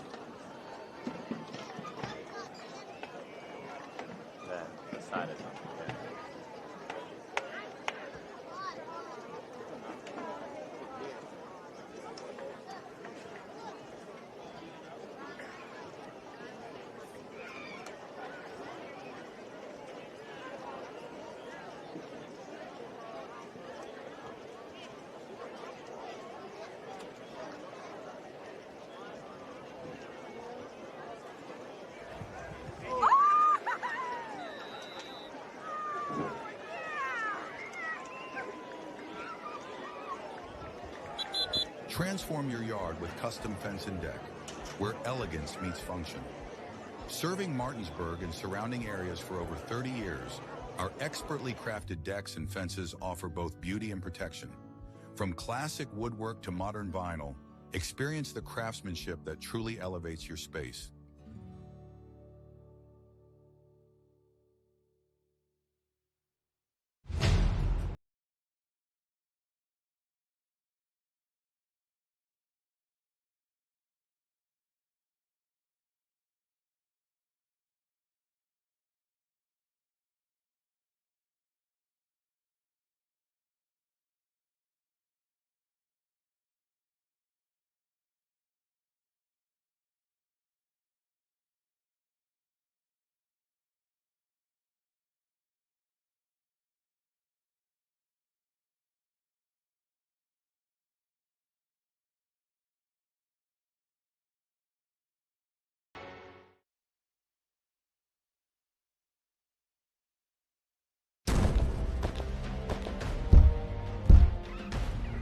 Winter is coming. Winter is coming. Winter is coming. Wait, did you really let Travis out on calls again? Yeah. That's not good. Contact Shenandoah Air Conditioning and Heating and get 0% financing for up to 60 months on new installs of select Mitsubishi electric systems. Winter is coming. The Eastern Panhandle is home to teachers and healthcare workers, farmers and fishermen, servicemen and women, golfers, bicyclists, and people who love the outdoors. Where we call home isn't any one thing, so we're not either. At Rosedale Funeral Home and Cemetery, we are honored to help you plan a celebration of life that reflects one's individuality. Our trusted local team is here to see that your wishes are honored and that your special story is told. Welcome to Cookies and Milk Child Care Center. We have 2 locations conveniently located in Kernersville and Martinsburg. Our mission is to be the leading provider of higher quality care and education services for children ages 6 months to 12 years of age. We provide the highest quality child care available at an affordable cost. For more information, contact us at 304-901-2961.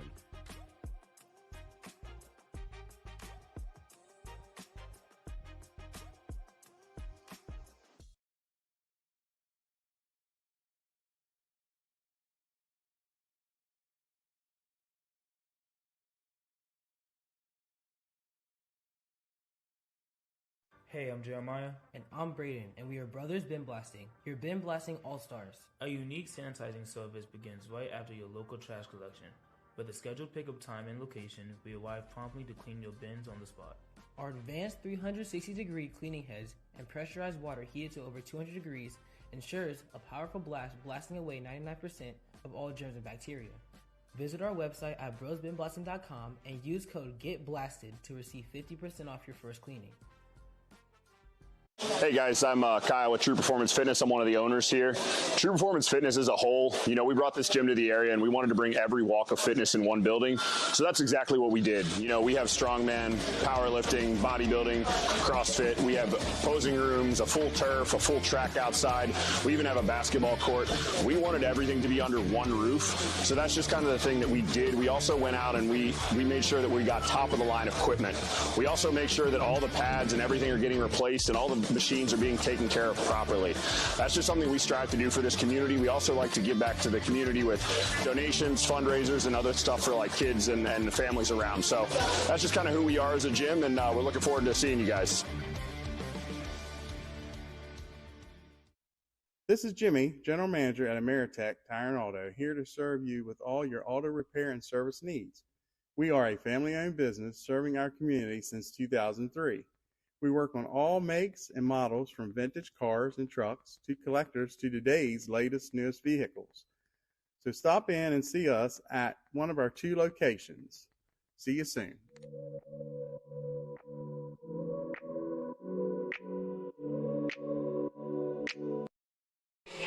And we are back here at Home Team Sports. J.D. Fritz along with Drew Pitzer. It is halftime here at Terry Lee Marcus Stadium. It is 8-0. Liberty Lions over the Washington Patriots. Drew, we're going to go to you with some out-of-town scores to start. Yeah, for sure. Spring Valley and Huntington are tied 7-7. That is in the second quarter. Martinsburg's extended their lead 56-0. That is at halftime. Morgantown's up 35-0 at halftime against Hedgesville. Also, Spring Mills is up against Connellsville, Pennsylvania, 40-0 at halftime, and Musselman and Wheeling Park is 14-6 at halftime. Jefferson and Sharando is also 0-0 at halftime. JD, deep into slugfest there. Yeah, definitely. Looks like it's going to be, my score prediction is going to be wrong, as Jefferson's hanging in there, playing a good first half.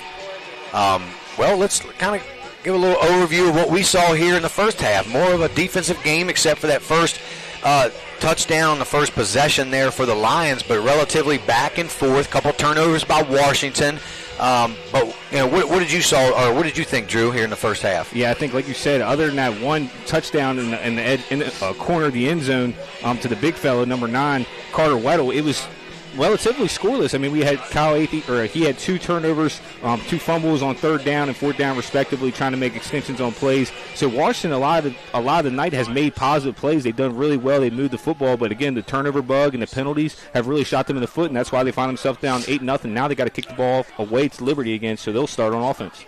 Yeah, and credit Liberty, McGlynn, the freshman, getting a start, had 5 carries for 65 yards. Kern, a couple carries, 24 yards. And Case we expected them not to throw a whole lot. They threw a little bit more there later in that first half. 3 for 8, 60 yards and a touchdown. Did have that one interception there right before halftime. The team as a whole, they have 99 yards rushing. So if they can kind of continue that ground game that looked pretty good the first, quarter and a half, that to try to extend this lead a little bit further, I think that's going to be kind of what they want to do, is just keep that ball on the ground and keep that pressure on Washington's defense. Yeah, for sure. And you look at time of possession, Washington's been winning time of possession. They had the ball for about 9 minutes straight from the end of the first quarter down to about halfway point in the second. And again, they're still getting outgained. They only have 82 yards compared to 159 from Liberty. Liberty, and Liberty only has 1 turnover compared to Washington's 2. So when you look at that, the proof is in the pudding. That's why they find themselves down 8-0. It could have realistically been a 2 or 3 score game too, JD. Yeah, and you know, like we were just talking about, they're primarily a running team, but they had pretty good balance. Like I said, their rushing yards were right around 100, and they're passing at 60. So pretty balanced, fairly balanced there in the first half for the Lions. And yeah, those two turnovers are going to be huge for Washington to get that ball back to the Lions. And that 1 turnover, even though it, they threw an interception, it was right before halftime. Really, there wasn't a lot of time for Washington to really put a good drive together. So that that brings us here now to the second half. And as you mentioned, Drew, the Lions will get the ball coming out in the second half. So we'll see what kind of adjustments each team is going to make, or if they did make any at halftime. We did see Cody Titus come in a little bit and get a couple carries for what looks like maybe the injured Alan Casey. We're not sure the situation with Casey just yet. So he did have a couple nice runs. Phil Shields definitely had a big impact, couple nice runs to the outside. Also had that nice screen play, catch and run for 22 yards. So they're pretty balanced too, honestly. Not nearly, like I said, total yards of offense. 37 yards rushing, 45 yards passing. So they're probably just want to get, keep that balanced attack, but get those numbers a lot higher, Drew. Yeah, and also I think they've just been too predictable in that first half. You've seen Liberty just stacking the box, making them have to beat them through the air, and so far it's worked out really well for Liberty. What Washington's have to do is, again, keep getting the ball in different guys' hand. They did a really good job of ball distribution there, especially in the second quarter. It's still one possession game, a lot of time left to go. Obviously, your defense has been playing extremely well with all those underclassmen. Washington still has a lot to hang their head on right now. Still an opportunity to win this game, a possibility to move to 2-1 on this season. And that would be huge for Washington because, they do have a pretty tough schedule still coming up. They have to travel, actually it's a home game next week against Bishop O'Connell out of Virginia. Usually they're a pretty solid team. Then they travel away to Spring Mills. And then again, it's Southern Hardwood in Maryland, so we're not sure how good they are. And then right back at Martinsburg as we get the second half kick underway. A nice kick there, but they're going to blow the whistle because Jordan Say his knee was down. Took a knee, yeah. As he was catching the football, he had his knee on the ground, so huge mistake there by Say. And unfortunately for the Lions, they're going to take over from their own, looks to be 1 yard line. So they're going to already be pinned back deep in their own territory to start this second half, Drew. A major opportunity for Washington. If I'm Washington right now, I'm bringing the house. Obviously, we see that Liberty, they want to run the football. They have the potential to throw it. But if you don't give Case a lot of time back there, he might make a mistake. If I'm Washington, I'm bringing the house right here, JD. Yeah, I agree with you. I mean, let's see what they got. Put a little pressure on them. Don't make it comfortable. As Case in the shotgun.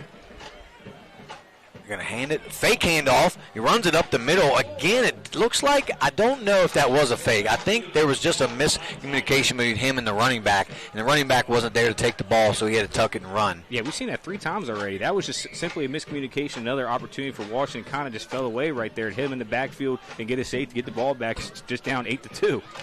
But he did manage to pick up 3-4 yards on the play, so bring up 2nd and 6. It's still the same kind of power. I call it power right formation. Tailback and behind Case. The handoff goes to McGlynn again. Kind of off the middle, and he bounces it outside a little bit. A gain of a yard or 2. They're going to bring up a big 3rd down now here for the Lions. We'll call it 3rd and 4. This will be huge for the Patriots, too.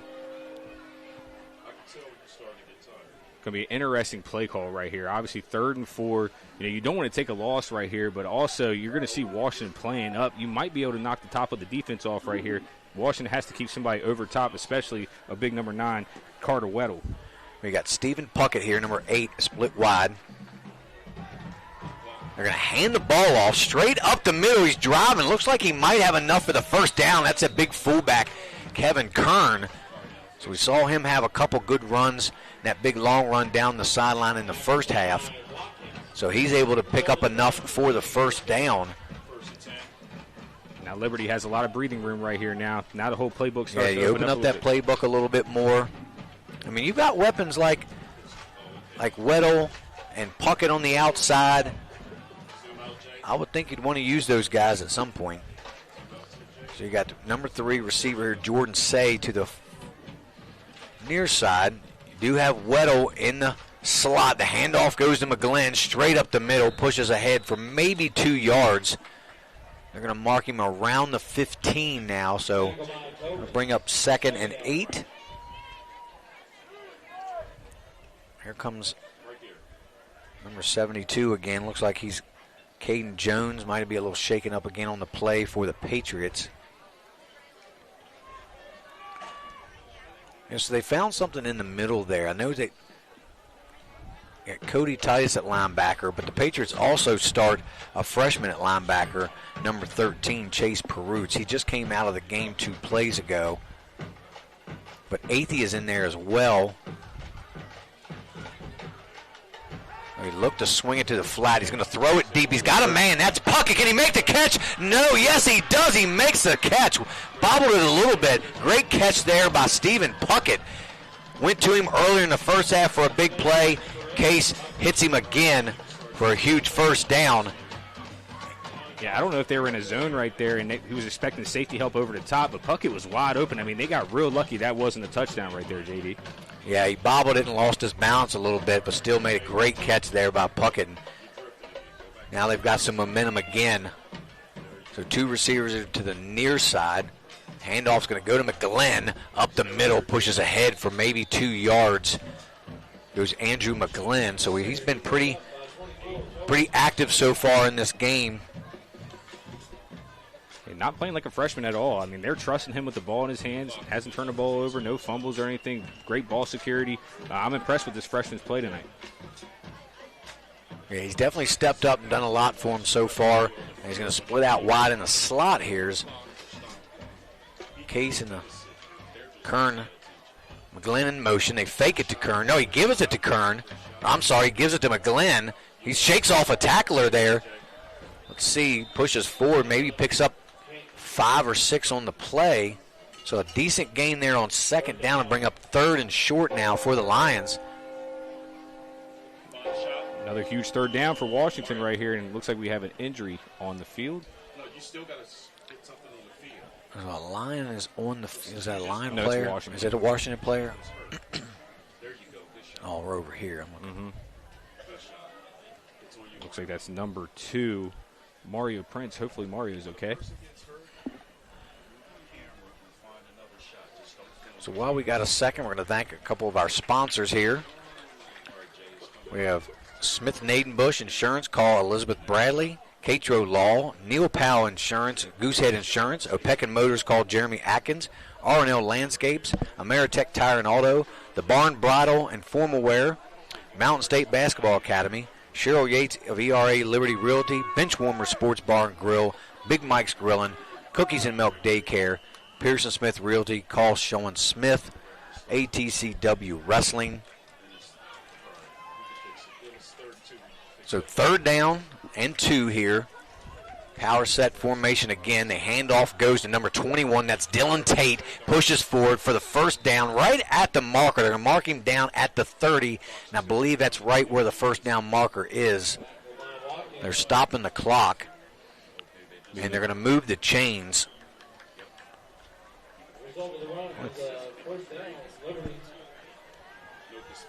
I'd like to finish maybe a couple extra sponsors I didn't get to. We have Trophies Plus Custom Apparel, Everhart Counseling Associates, the Kershiznik Group, and Shenandoah Heating and Air. We appreciate everyone that, advertised with us and sponsored us this year. We appreciate it. And if you're interested in sponsoring us, you can get a hold of Juwan Holmes on our Facebook page, or you can call Home Team Sports at 571-563-5781. It looks like we have a timeout out here, and while we're at this timeout, we want to give a quick shout-out to Tommy Evans on his commitment to play WVU for golf, a tremendous golfer here at Washington High School. He's been the back-to-back HCS Golfer of the Year. We wanted to give him a huge shout-out. Congratulations again, Tommy, for committing to WVU, continuing your dream, become a golfer. We're really proud of you here at Home Team Sports TV, and we wish you the best of luck. 7:26 left to go here in the 3rd, 8-0.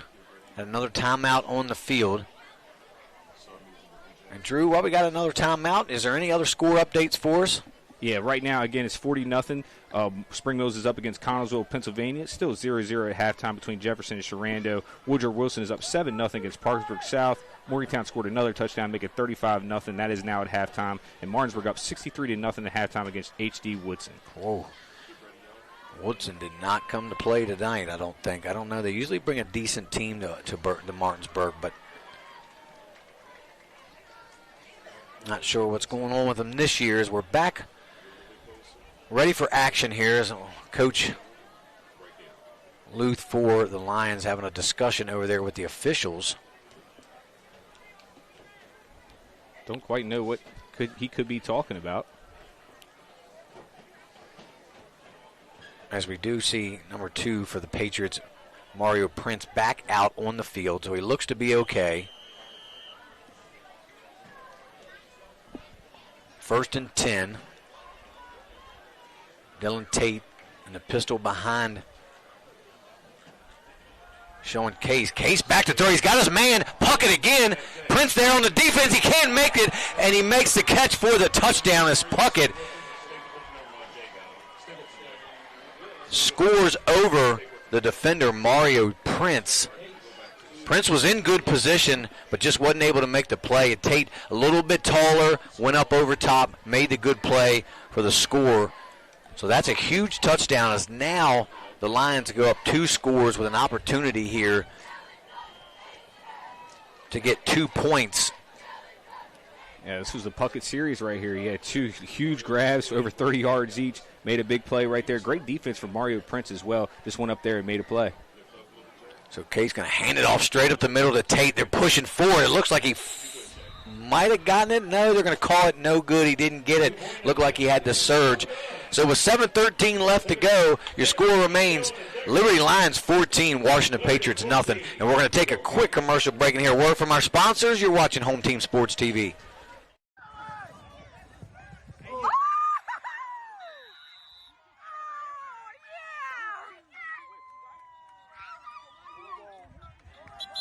Transform your yard with Custom Fence and Deck, where elegance meets function. Serving Martinsburg and surrounding areas for over 30 years, our expertly crafted decks and fences offer both beauty and protection. From classic woodwork to modern vinyl, experience the craftsmanship that truly elevates your space.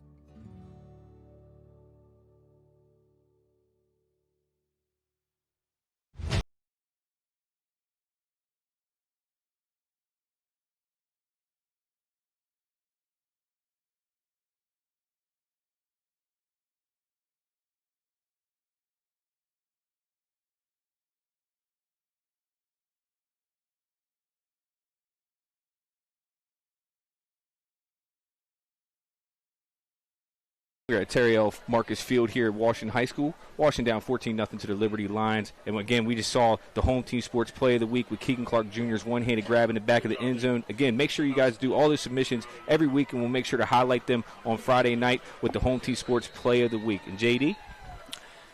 And the Lions just kicked off. Chris Duran picked it up. Not much there. No room for Duran as the Patriots now take it over 1st and 10 from their own 29-yard line.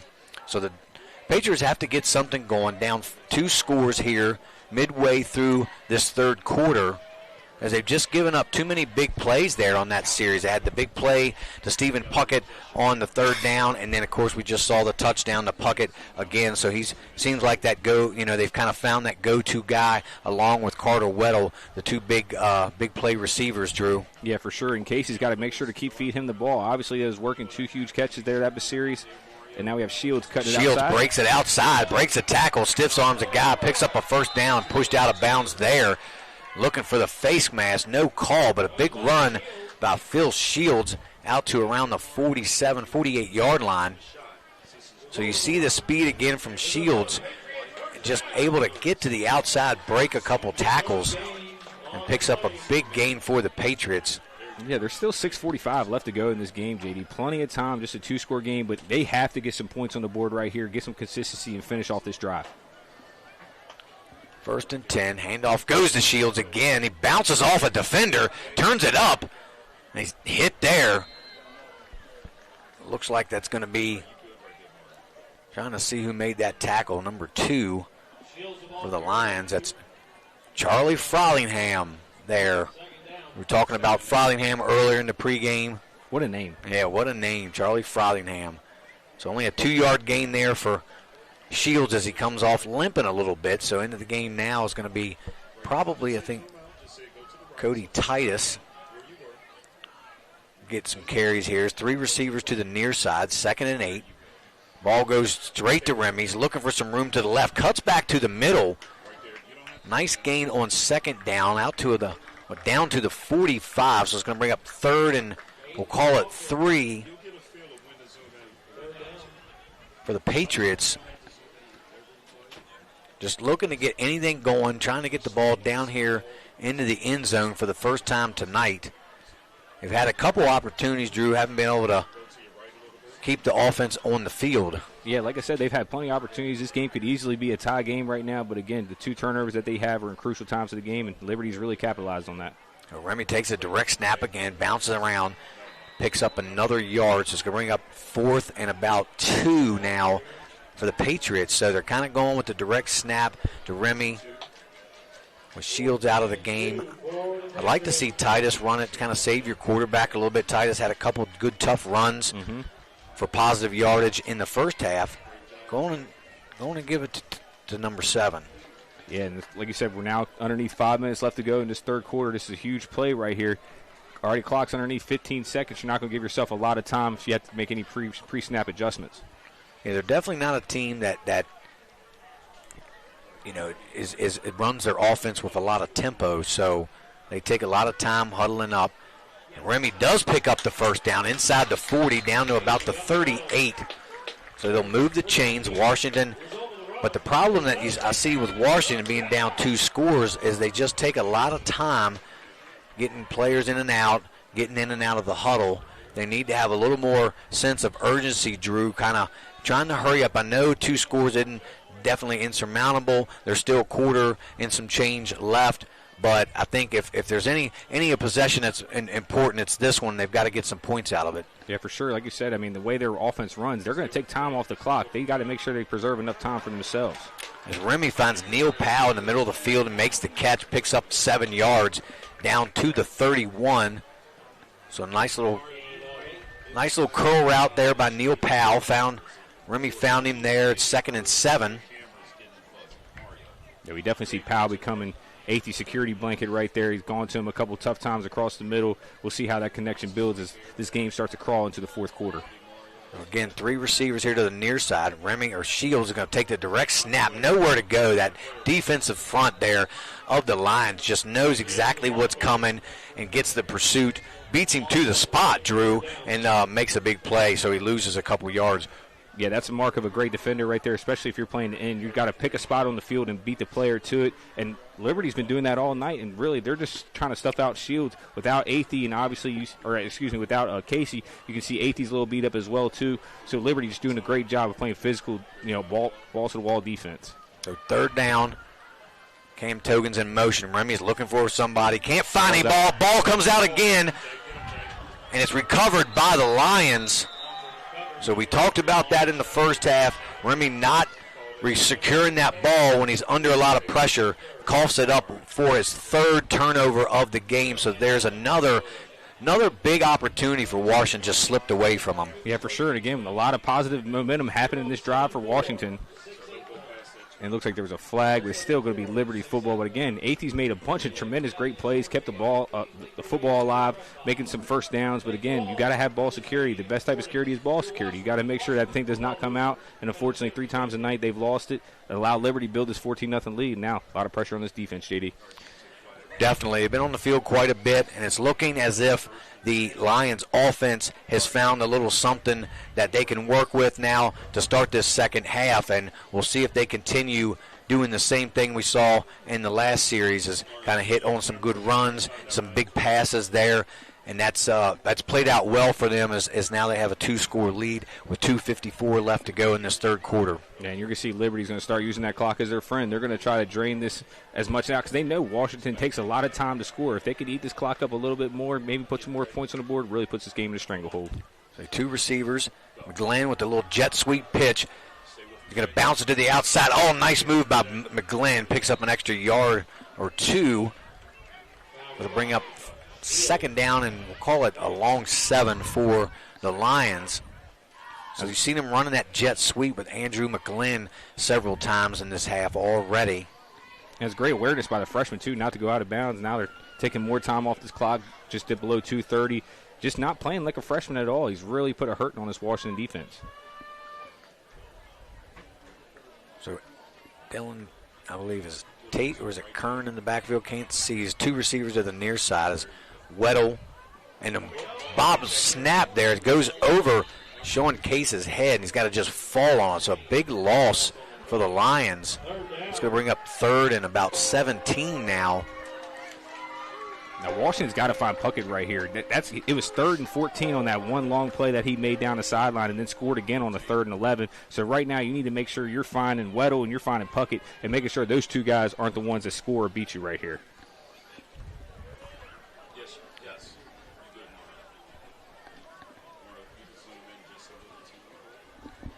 So Case with McGlynn in the backfield. Got 2 receivers to the near side. Gonna fake. He's going to roll out. He's looking for his man, Weddle. Nobody there. A little push there, but nothing called. The ball was a little overthrown. So the timing there on some of the throws, they did hit on the touchdown and then the 2-point conversion, but that little fade pattern to Weddle hasn't been on the money, and they just haven't been able to connect on it since then, Drew. No, for sure. And like you said, 93% of the time, Washington's done a great job of defending the pass. But again, they've just been really hurt twice, and now they're playing catch-up mode. 1:20 left to go. Now this is the biggest possession of the year for Washington. It is. I'd like to see Shields come up and field this punt and get some of that yardage back. He's let the last few punts hit the turf. It's a good punt. Definitely should be able to see. He's got to come up and field that. I don't know. You see more and more. It takes a Patriots roll there. It'll roll dead around the 34, but I've seen it. We had 2 Jefferson games prior weeks to this, and you just don't see a lot of these guys wanting to come up and field the punt. I don't know if they're just afraid of muffing the punt, but you're going to save yourself a ton of yards if you come up. At least if you fair catch it, you catch the ball there instead of letting the ball roll back. But I believe he had some room to run if he would have caught the ball and tried to run upfield for at least maybe 10 yards. But I mean, with his speed and athleticism, too, I mean, and a punt and a kick return situation, that in high school football is usually the most explosive type plays. I think right now being down 14-0, you're trying to return that because what's the worst going to happen? You turn the ball over, they still have a 2-possession lead. Yeah, special teams can play a big part in this, and it's going to be a false start, it looks like, on the Patriots as a couple guys were moving there. But getting back to the punt again, yeah, special teams is huge. If you're not even fielding the punt, you're never going to be able to have a punt return for a touchdown. So you're taking, part of 1/3 of, your football game out of the equation when you're just not even attempting to field the punt. Agreed. And you're not giving yourself a chance to even return one. A direct snap to Remy again, straight up the middle. Has a nice gain, gets that yardage back, plus maybe an extra yard to bring up 2nd and 9. I believe that was Shields who was on a direct snap. Was it Shields? Yes, sir. Yeah, it was Shields on a direct snap, and they're trying to get the ball in his hands by any means. I can respect it, but you still get him out in the open area. Put him out a couple little bubble screens or something. We seen Washington completely go away from the passing game, and we haven't seen him pass the ball at all this whole third quarter. No, I thought they had a chance to mix some pass in, early in this in this half, and they just weren't able to do it. You see him trying to run as Shields now, trying to get to the outside, use that speed, can't get out there. Great defensive play, and that's number 27, I believe, for the Lions. Tanner Grogan right there. Yeah, Grogan comes up big. Not a big guy, but definitely comes up, makes a huge play for the Lions. 3rd and 9 now for the Patriots. And we'll have a quick out-of-town score update while we're going into the fourth quarter. Musselman has just scored now and had a 2-point conversion. It's 14-14 with 3 minutes left to go in the third quarter. Martinsburg is still up 63-0. That just started the third quarter as well. Huntington is now taking a 21-7 lead against Spring Valley. And Hedgesville is down 35-0 in the third quarter against Morgantown. JD? Thank you, Drew, and that's going to do it for the third quarter here at Terry Lee Marcus Stadium, where the Lions have a 14-0 lead over the Patriots. And we're going to take a commercial break. Hear a word from our sponsors. You're watching Home Team Sports TV.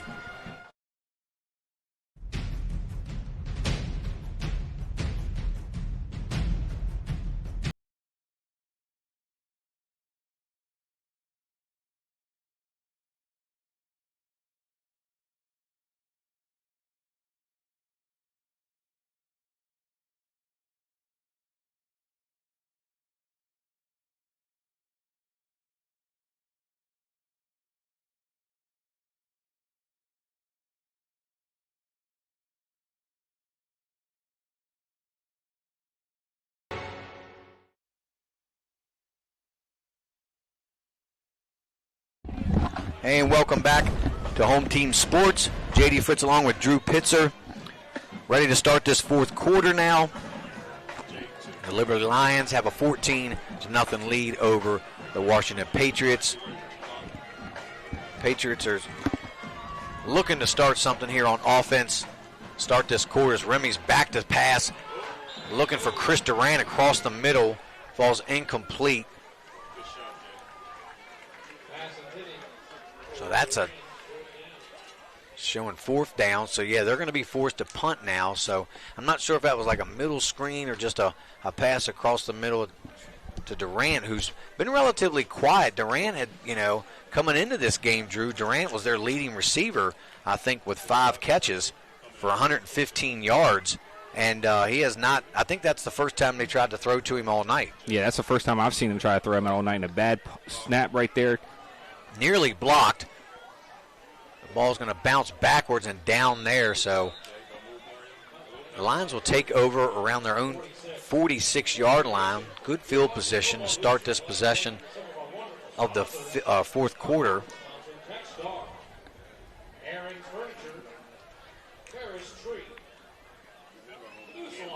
So the Lions really haven't done, I don't think anything too spectacular, too special. They've just kind of kept that good balance of run and pass, and it's just kind of given the Patriots some problems, Drew, but the Patriots kind of been starting to get one-dimensional, and I think that's where they've fallen off. Again, extremely one-dimensional this half, and another. And there goes run. Tate up the middle. Can Prince get him? He doesn't, makes the tackle, but not after a big gain by number 21, Dylan Tate. Yeah, when you had the defense on the field as much as Washington has in the second half, the fatigue is really going to start to show. Just a simple run right up the middle, a little 31 dive action, and a huge gain right there. Now Washington really on the ropes. Yeah, and we've seen that. The Lions have just run their offense. You just run a little jet sweep, run a couple plays up the middle, hit on a pass, and then boom, you hit for a big run or a big pass. As he flips it out there, a little option play, not there. As the Patriots snuffed that one out pretty good. He's going to lose about 3 yards on the play. So well played there by the Patriots defense. Yeah, that was a great containment right there as well. Made them keep everybody inside of the hashes, and that was just a great job there from the defensive end. You got to keep contained. Now 2nd and 15, 2nd and 14. Washington's got to capitalize on this, getting closer underneath 11 minutes now to go left in this fourth quarter. So we see you're giving McGlynn a couple series. Now you got Tate in there. Still you got Kern in there. 2 receivers on the near side. You got the big guy. Straight up the middle goes Tate. Pushing forward inside the 30. They're going to mark him at the 29. So to bring up 3rd and 8 now for the Lions as they're going to just keep this ball on the ground, keep running that clock. And I really think if they run some more clock down and punch this one in, I think that pretty much kind of might put that dagger in the Patriots. They're just going to run out of time. Yeah, you look at the clock, JD. I mean, Washington has 2 possessions left. That's pretty much guaranteed. So if they don't get a stop right here, it really starts taking away into their time and their ability to score. So we'll see if they want to run it, put the ball in the air. Case back to throw. He's going to put it in the air. He's looking for his man. Pocket again, and nearly makes the catch, but he's going to get pass interference called over there on Phil Shields, as he was just trying to knock the ball away. Made a little contact early, but again, they know where to go with the ball. Stephen Puckett, they're waving off the flag. I was going to say, that was an incidental contact. I think both of those guys. He was looking back for the ball. He was. So now it's going to be fourth down. Be interesting call here. I mean, they're in 4-down territory. Why not? You're on the 39-yard line of the Patriots. I don't know. You're I not might going to punt kick this right here just to make Washington have to go the distance of the field. Well, you're up 2 scores in the fourth quarter. I don't think it's a bad call. Fourth down. Fake the handoff. Across the middle, he finds his big man, Carter Weddle. Weddle breaks loose, gets a block, and he's into the end zone for the Lions touchdown. Well-executed play by the Lions. Case to Weddle for another score, Drew. Again, that was just a great play call right there. In Case, he had a lot of pressure in his face, stood up in the pocket and delivered that right there. Now really extends his game out to a 3-possession game with just under 10 minutes left to go. Going to be really hard for Washington to get back in this game, JD. Yeah, and like I said, if they scored here, that might be the dagger. That's just going to pretty much seal the deal for the Patriots now, and going to go for 2 once again. So Dylan Tate lining up power I formation behind Kern. Now they switch. Kern goes to the power left formation. 2 receivers here to the near side. The handoff goes to Tate. Nothing there. He's going to be stopped. So no good on the conversion. The score remains 20-0 with 9:37 left to go. We're going to take another commercial break and hear a word from our sponsors. You're watching Home Team Sports TV. Winter is coming. Winter is coming. Winter is coming. Wait, did you really let Travis out on calls again? Yeah. That's not good. Contact Shenandoah Air Conditioning and Heating and get 0% financing for up to 60 months on new installs of select Mitsubishi electric systems. Winter is coming. The Eastern Panhandle is home to teachers and healthcare workers, farmers and fishermen, servicemen and women, golfers, bicyclists, and people who love you. Welcome back, Home Team Sports TV. JD Fritz along with Drew Pitzer here at Terry L. Marcus Stadium. We just saw the Lions put another one on the board to take a 20-0 lead over the Patriots. The Lions are set to kick it away. Back deep is number 2, Mario Prince, and number 3, Phil Shields. It's going to go short to Chris Durant. He picks it up on the low kick. He gets hit and tackled there around the 38-yard line. That's where the Patriots will start this possession here at 9:36 left to go in the game. Yeah, if you're Washington, you're in the 2-minute drill. You have to put points on the board. I mean, like I said, we said this game might be over, 3-possession game with underneath 10 minutes. If you can find a way to put a quick score on the board and maybe get an onside kick or something, that opens the game right back up. But it all starts with this possession. You got to take it 1 possession at a time, getting that 2-minute drill, see what happens, JD. Yeah, Drew, you're right. You have to score pretty much every time now. So 3 receivers to the far side. Remy back to throw. Looking for Shields over here. Just overthrows him. He's looking for Shields to keep running. Shields kind of ran the hitch route. Not on the same page there. Kind of what we've seen a lot most of this night between the quarterback and receivers. Just nothing going the Patriots' way, Drew. Yeah, Liberty's done a great job of creating pressure, not only on the running game, but getting back to Athey as well and causing him 3 fumbles. And he's just not been comfortable in the pocket since about the first quarter. They got to change the script right now if they want any chance to come back and win this game. Yeah, and I don't know, not having Alan Casey made a big part. I don't know if that was a late call, but Remy trying to find, going to throw the ball down the field. He's got Cameron Togans that's picked off right there. That's Charlie Frothingham, again, your boy. Frothingham the man with a big pick right there, all but kind of seals this game. See if Liberty can run some clock. But a really tough game from Washington. I know this wasn't their expectations, but still a very young team. They're building, JD. A lot of good pieces here. It's not gonna happen every weekend like it was the last 2 weeks for them. Right, you're right. And it wasn't a terrible ball at first. It looked like Togans had a step, but just a great play there. Frothingham stepped in front of him and made the interception. So the ball goes back over now to the Lions as they start from their own 43-yard line. Handoff goes to Tate. He's going to bounce it outside. Good tackle there. Good pursuit Trying to see who that guy is, and that's Remy, Kyle Athey on the tackle, playing both sides of the ball, and that's very difficult to do, especially to ask your quarterback, who is one of their better athletes. So on this football team, you got to play all your best athletes, and unfortunately for Remy, he's got to play quarterback and turn right around and play linebacker, Drew. Yeah, again, it's a lot of that is, intangibles. He's such a smart kid. He is an athletic kid. Obviously, this game didn't turn out how he wanted, but you got to commend him for being able to go both ways and be able to make an impact, not only on the offensive side of the ball, but the defensive side of the ball as well, too, JD.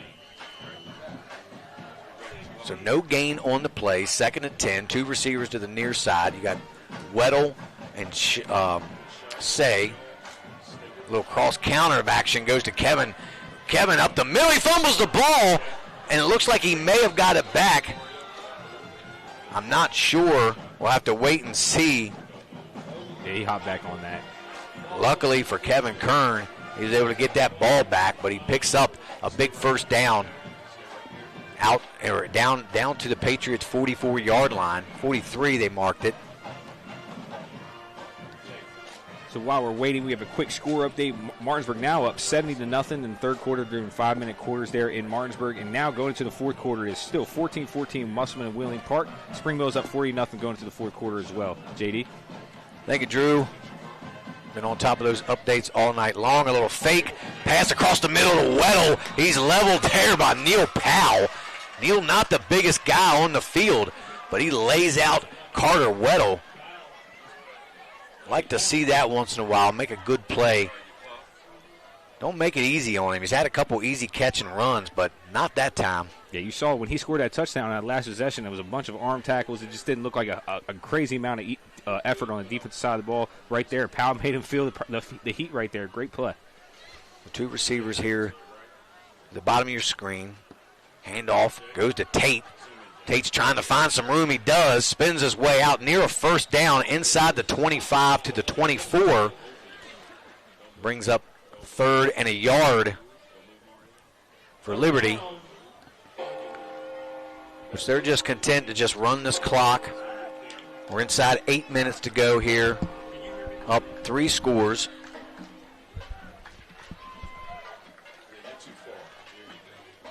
Going to run that play clock as down as far as they can. Got Jamison Durst here lined up to the near side. Case Tate gets the handoff. He's going to bounce it to the outside off tackle. Made there by Neil Powell. He's on the stop, but not before the Lions pick up another first down. Keep the chains moving. Keep the clock running.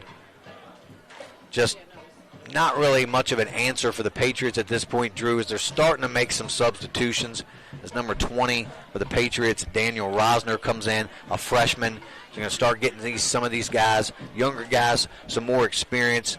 You never know when you're going to need them. For sure, there's no such thing as garbage time to me. I feel like you have to take advantage of every single rep. As Tate gets the ball again up the middle for 3 yards, down to the 25-yard line.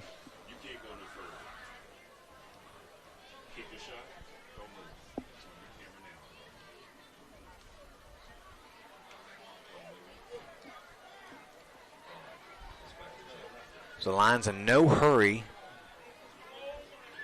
as they're just going to keep winding that clock as much as they can.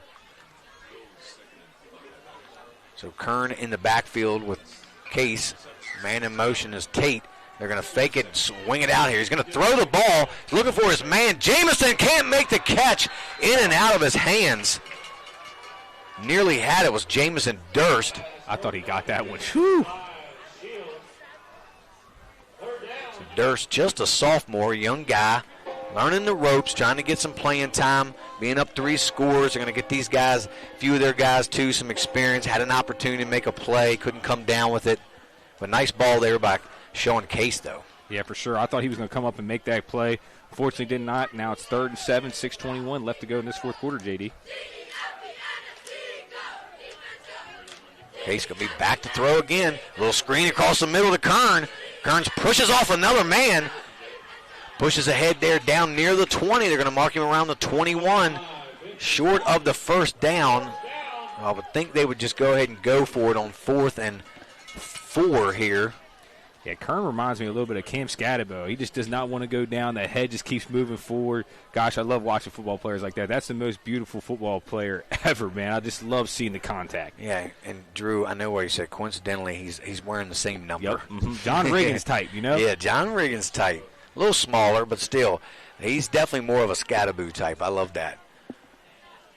So 4th and 4, man in motions is Tate. They're going to swing it out to Tate. Makes the catch there, but not nearly enough for the first down. So the the Patriots will take over their 1st and 10. 5:32 left to go. They've got a lot of work to do, Drew. We'll see if they going to have all their starting offense out there, see if they can put something together here and get some points on the board. Yeah, for sure. I think right now you don't even worry about the clock. You just want to put some points on the board here. Get something good for film tomorrow when you go back and watch this game. Obviously, it left a lot of points out here. I mean, this could easily be a 14-14 or a 21-14 game, and unfortunately, it just did not happen for Washington tonight, but you still got to end on a positive note. 3 receivers here to the near side.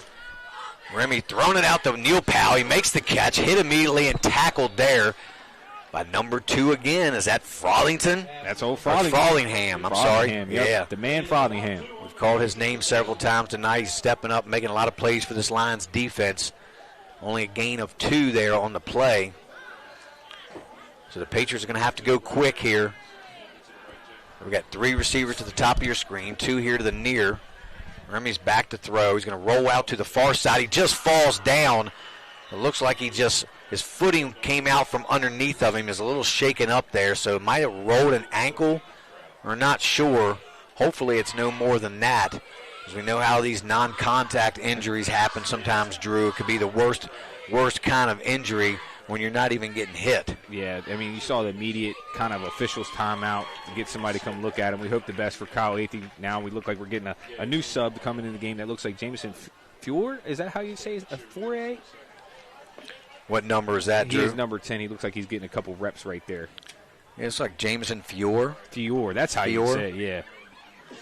So while we got a minute here, we're going to thank a few more of our sponsors. We'd like to thank Smith Nadenbush Insurance. Call Elizabeth Bradley, Catro Law, Neil Powell Goosehead Insurance, Opequon Motors. Call Jeremy Atkins, R&L Landscapes, Ameritech Tire and Auto, The Barn Bridal and Formal Wear, Mountain State Basketball Academy, Cheryl Yates of ERA Liberty Realty, Benchwarmer Sports Bar and Grill, Big Mike's Grillin', Cookies and Milk Daycare, Pearson Smith Realty. Call Sean Smith, ATCW Wrestling, Rosedale Funeral Home and Cemetery. We'd like to also thank Trophies Plus Custom Apparel, Everhart Counseling Associates, and the Kershiznik Group. And last but not least, Shenandoah Heating and Air. Yeah, for sure. And we want to give one final shout-out to Keegan Clark Jr. for the HTS Play of the Week. He had a huge one-handed grab in the back of the end zone. We commend you, Keegan Clark Jr. Make sure you guys submit all those Play of the Week to us, and make sure that you guys tag us in any of those type of videos, and we'll make sure we try to give you guys shout-outs on Friday night. Thank you, guys. The Patriots have a 3rd down and long here. We'll call it 18. A single receiver here to the near side is Duran's. Remy back to throw, looking for that middle screen to Shields. Shields makes the catch, but he's leveled there by 0, and that's your boy Danny Nelson on the play. We called his name a lot in the first half. Kind of been a little quiet in the second half, but comes up big there, Drew. Yeah, for sure. And again, just got to give a huge shout-out to this Liberty defense. I mean, all 11 had just been flying to the ball, even pitching a shutout with just a little underneath 5 minutes left to go, and it looks like Washington's waving a white flag. They're going to punt this away. Probably going to be a 20-0 final here in Washington High School at Terry L. Marcus Field. So, yeah, good decision. Not willing to risk it and turn the ball over and give the Lions a short field to work with, although they still should end up with good field position as Nick Atkins is on to punt it away for the Patriots. Gets off a beauty. Nice high spiraling kick. Catch is made there at the 49. Pushing forward is Jordan Say. He's going to be tackled there around the 44-yard line. So a return of about 5 yards. 4:04 left to go. Lions are up 20-0 over the Washington Patriots. So we've just seen the Lions. It just seems like the Patriots just kind of been flat and haven't been able to kind of get it together.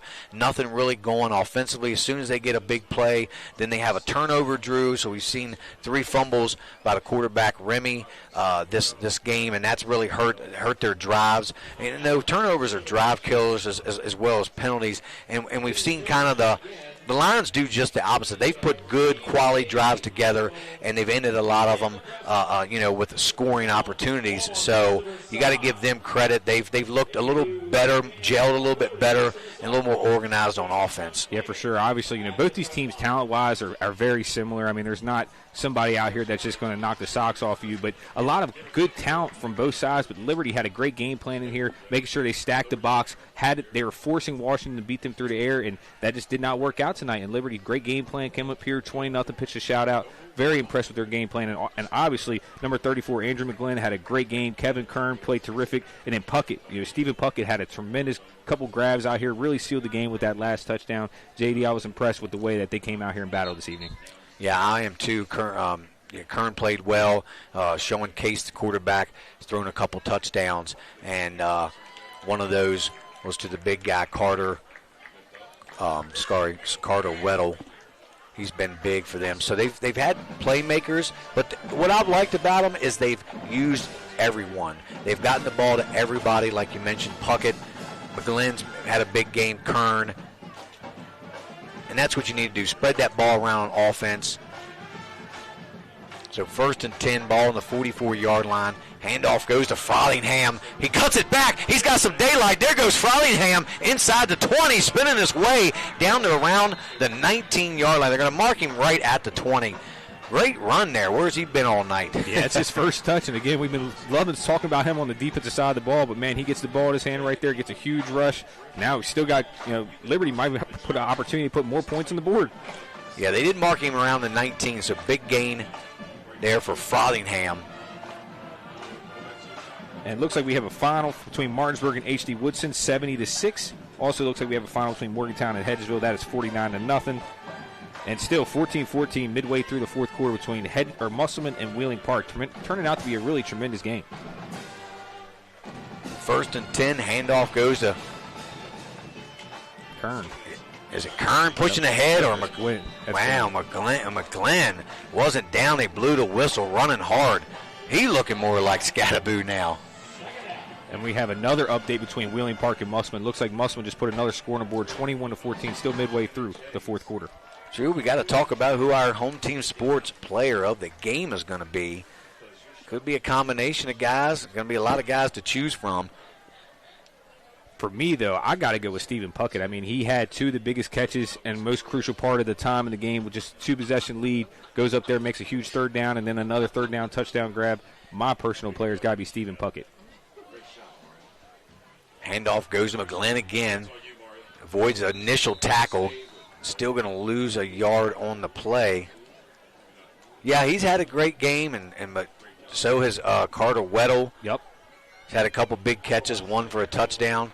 Actually, Weddle's had 2 touchdown catches. Yes, he has. So, but then we got to talk about the quarterback, Sean Case. He's got 3 touchdown passes in this football game. And, it kind of starts with him getting the ball to those guys. So, any one of those guys is definitely, a candidate for home team sports player of the game. So, we will discuss it a little bit more and let you guys know who we pick. Yeah, like you said, this has been a total team effort. You have about 4 or 5 guys that really contributed, that have the opportunity to be our player of the game. I think you can't miss with any one of those guys that you mentioned, JD. Right. So we have another injury timeout there. It's number 70, Matthew O'Donnell. Yeah, for the Lions, a little bit shaken up there.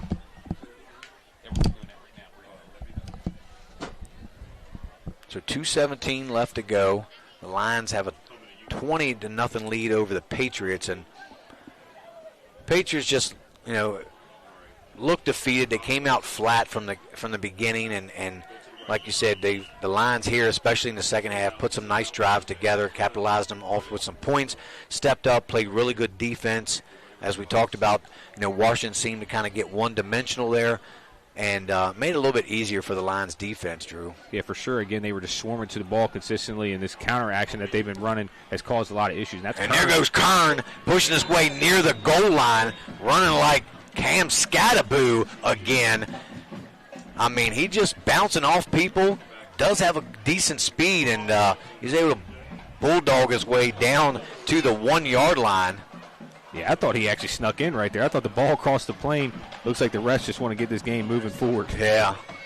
So 1st and goal, ball on the 1. See if it looks like they're going to take a knee. They're going to, be respectable here. Good sportsmanship. Nope. No, they don't, and they push it. I thought they were going to take a knee. Stopped it. Sean Case tries to push it forward over the goal line. He's stopped. Yeah, that was definitely like there was a victory formation right there. Yeah, it was. So they were trying to catch him off guard, I guess. So I don't know. I like to score. I like to see teams score. But at this point, 1:20 to go, you don't need to score. You could just take a knee and run the clock out. Yeah, just unnecessary. I would definitely take the knee right here. But, again, you play until the game's over. So if they want to score, they got that right. So Drew, we're going to have to flip a coin for this player of the game, I think. Now it looks like they are going to take the knee. Sean Case takes the knee. Probably have to take one more knee, and that'll do it.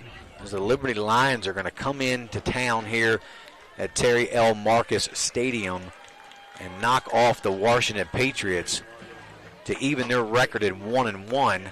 The Patriots will fall to 1-2 as they've got another big game here at home next week against Bishop O'Connell. So Drew, after a few little discussions, I'll let you announce who we're going to have as the home team sports player of the game. Yeah, I feel like Sean Case has the biggest, resume for the win today. Obviously 2 touchdown passes, a couple big plays or he actually had 3 touchdown passes, so a couple big plays with his feet as well. Really controlled this game. Ended up coming out with a 20-0 victory. So our home team sports player of the game, that is going to be Sean Case, quarterback from the Liberty Lions. Congratulations, Sean. And I guess while we're waiting for him, we're going to take a quick commercial break. Hear a word from our sponsors. You're watching Home Team Sports TV. Winter is coming. Winter is coming. Winter is coming. Wait, did you really let Travis out on calls again? Yeah. That's not good. Contact Shenandoah Air Conditioning and Heating and get 0% financing for up to 60 months on new installs of select Mitsubishi electric systems. Winter is coming. The Eastern Panhandle is home to teachers and healthcare workers, farmers and fishermen, servicemen and women, golfers, bicyclists, and people who love the outdoors. Where we call home isn't any one thing, so we're not either. At Rosedale Funeral Home and Cemetery, we are honored to help you plan a celebration of life that reflects one's individuality. Our trusted local team is here to see that your wishes are honored and that your special story is told. Welcome to Cookies and Milk Child Care Center. We have 2 locations conveniently located in Kearneysville and Martinsburg. Our mission is to be the leading provider of higher quality care and education services for children ages 6 months to 12 years of age. We provide the highest quality child care available at an affordable cost. For more information, contact us at 304-901-2961.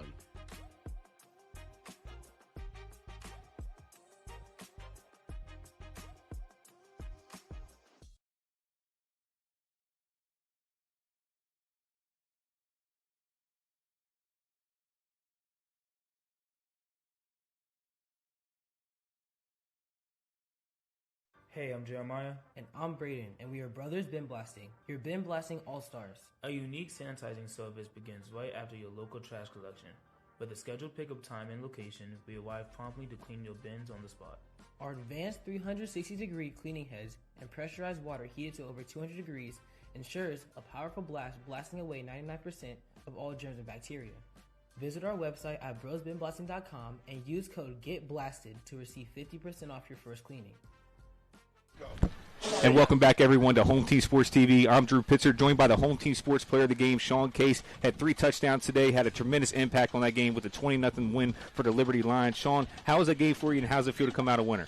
Honestly, it feels great because last week we had a tough loss to Walkersville. It was really close. It was overtime. Went for 2 points at the end, barely missed it, and just to come out here with energy and play like that, it feels great. It feels like we got a good rest of the season coming. For sure, and like you said, you had a tremendous effort out there, but you had a bunch of guys step up for you as well, too. What was kind of y'all's game plan going in tonight to try to come get this W? We've been working all week. The energy has been high at practice. It's just the strategy really is you really got to maintain a good game plan and have a good week of practice, and then it all just kind of falls into game place at that game time. For sure, and like you said, you went out there, you really did your job. You had a couple freshmen go out there and do their job as well, too. What's your guys' mindset moving forward for the rest of the season to make sure that you guys end up in the goal that you guys want to achieve?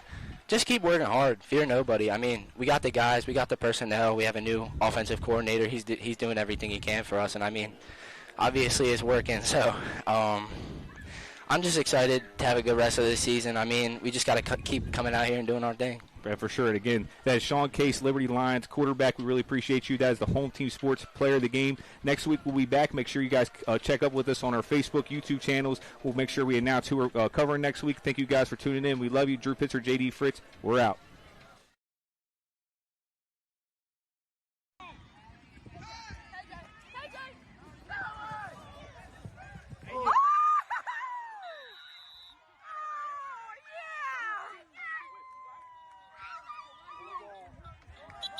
Transform your yard with custom fence and deck, where elegance meets function. Serving Martinsburg and surrounding areas for over 30 years, our expertly crafted decks and fences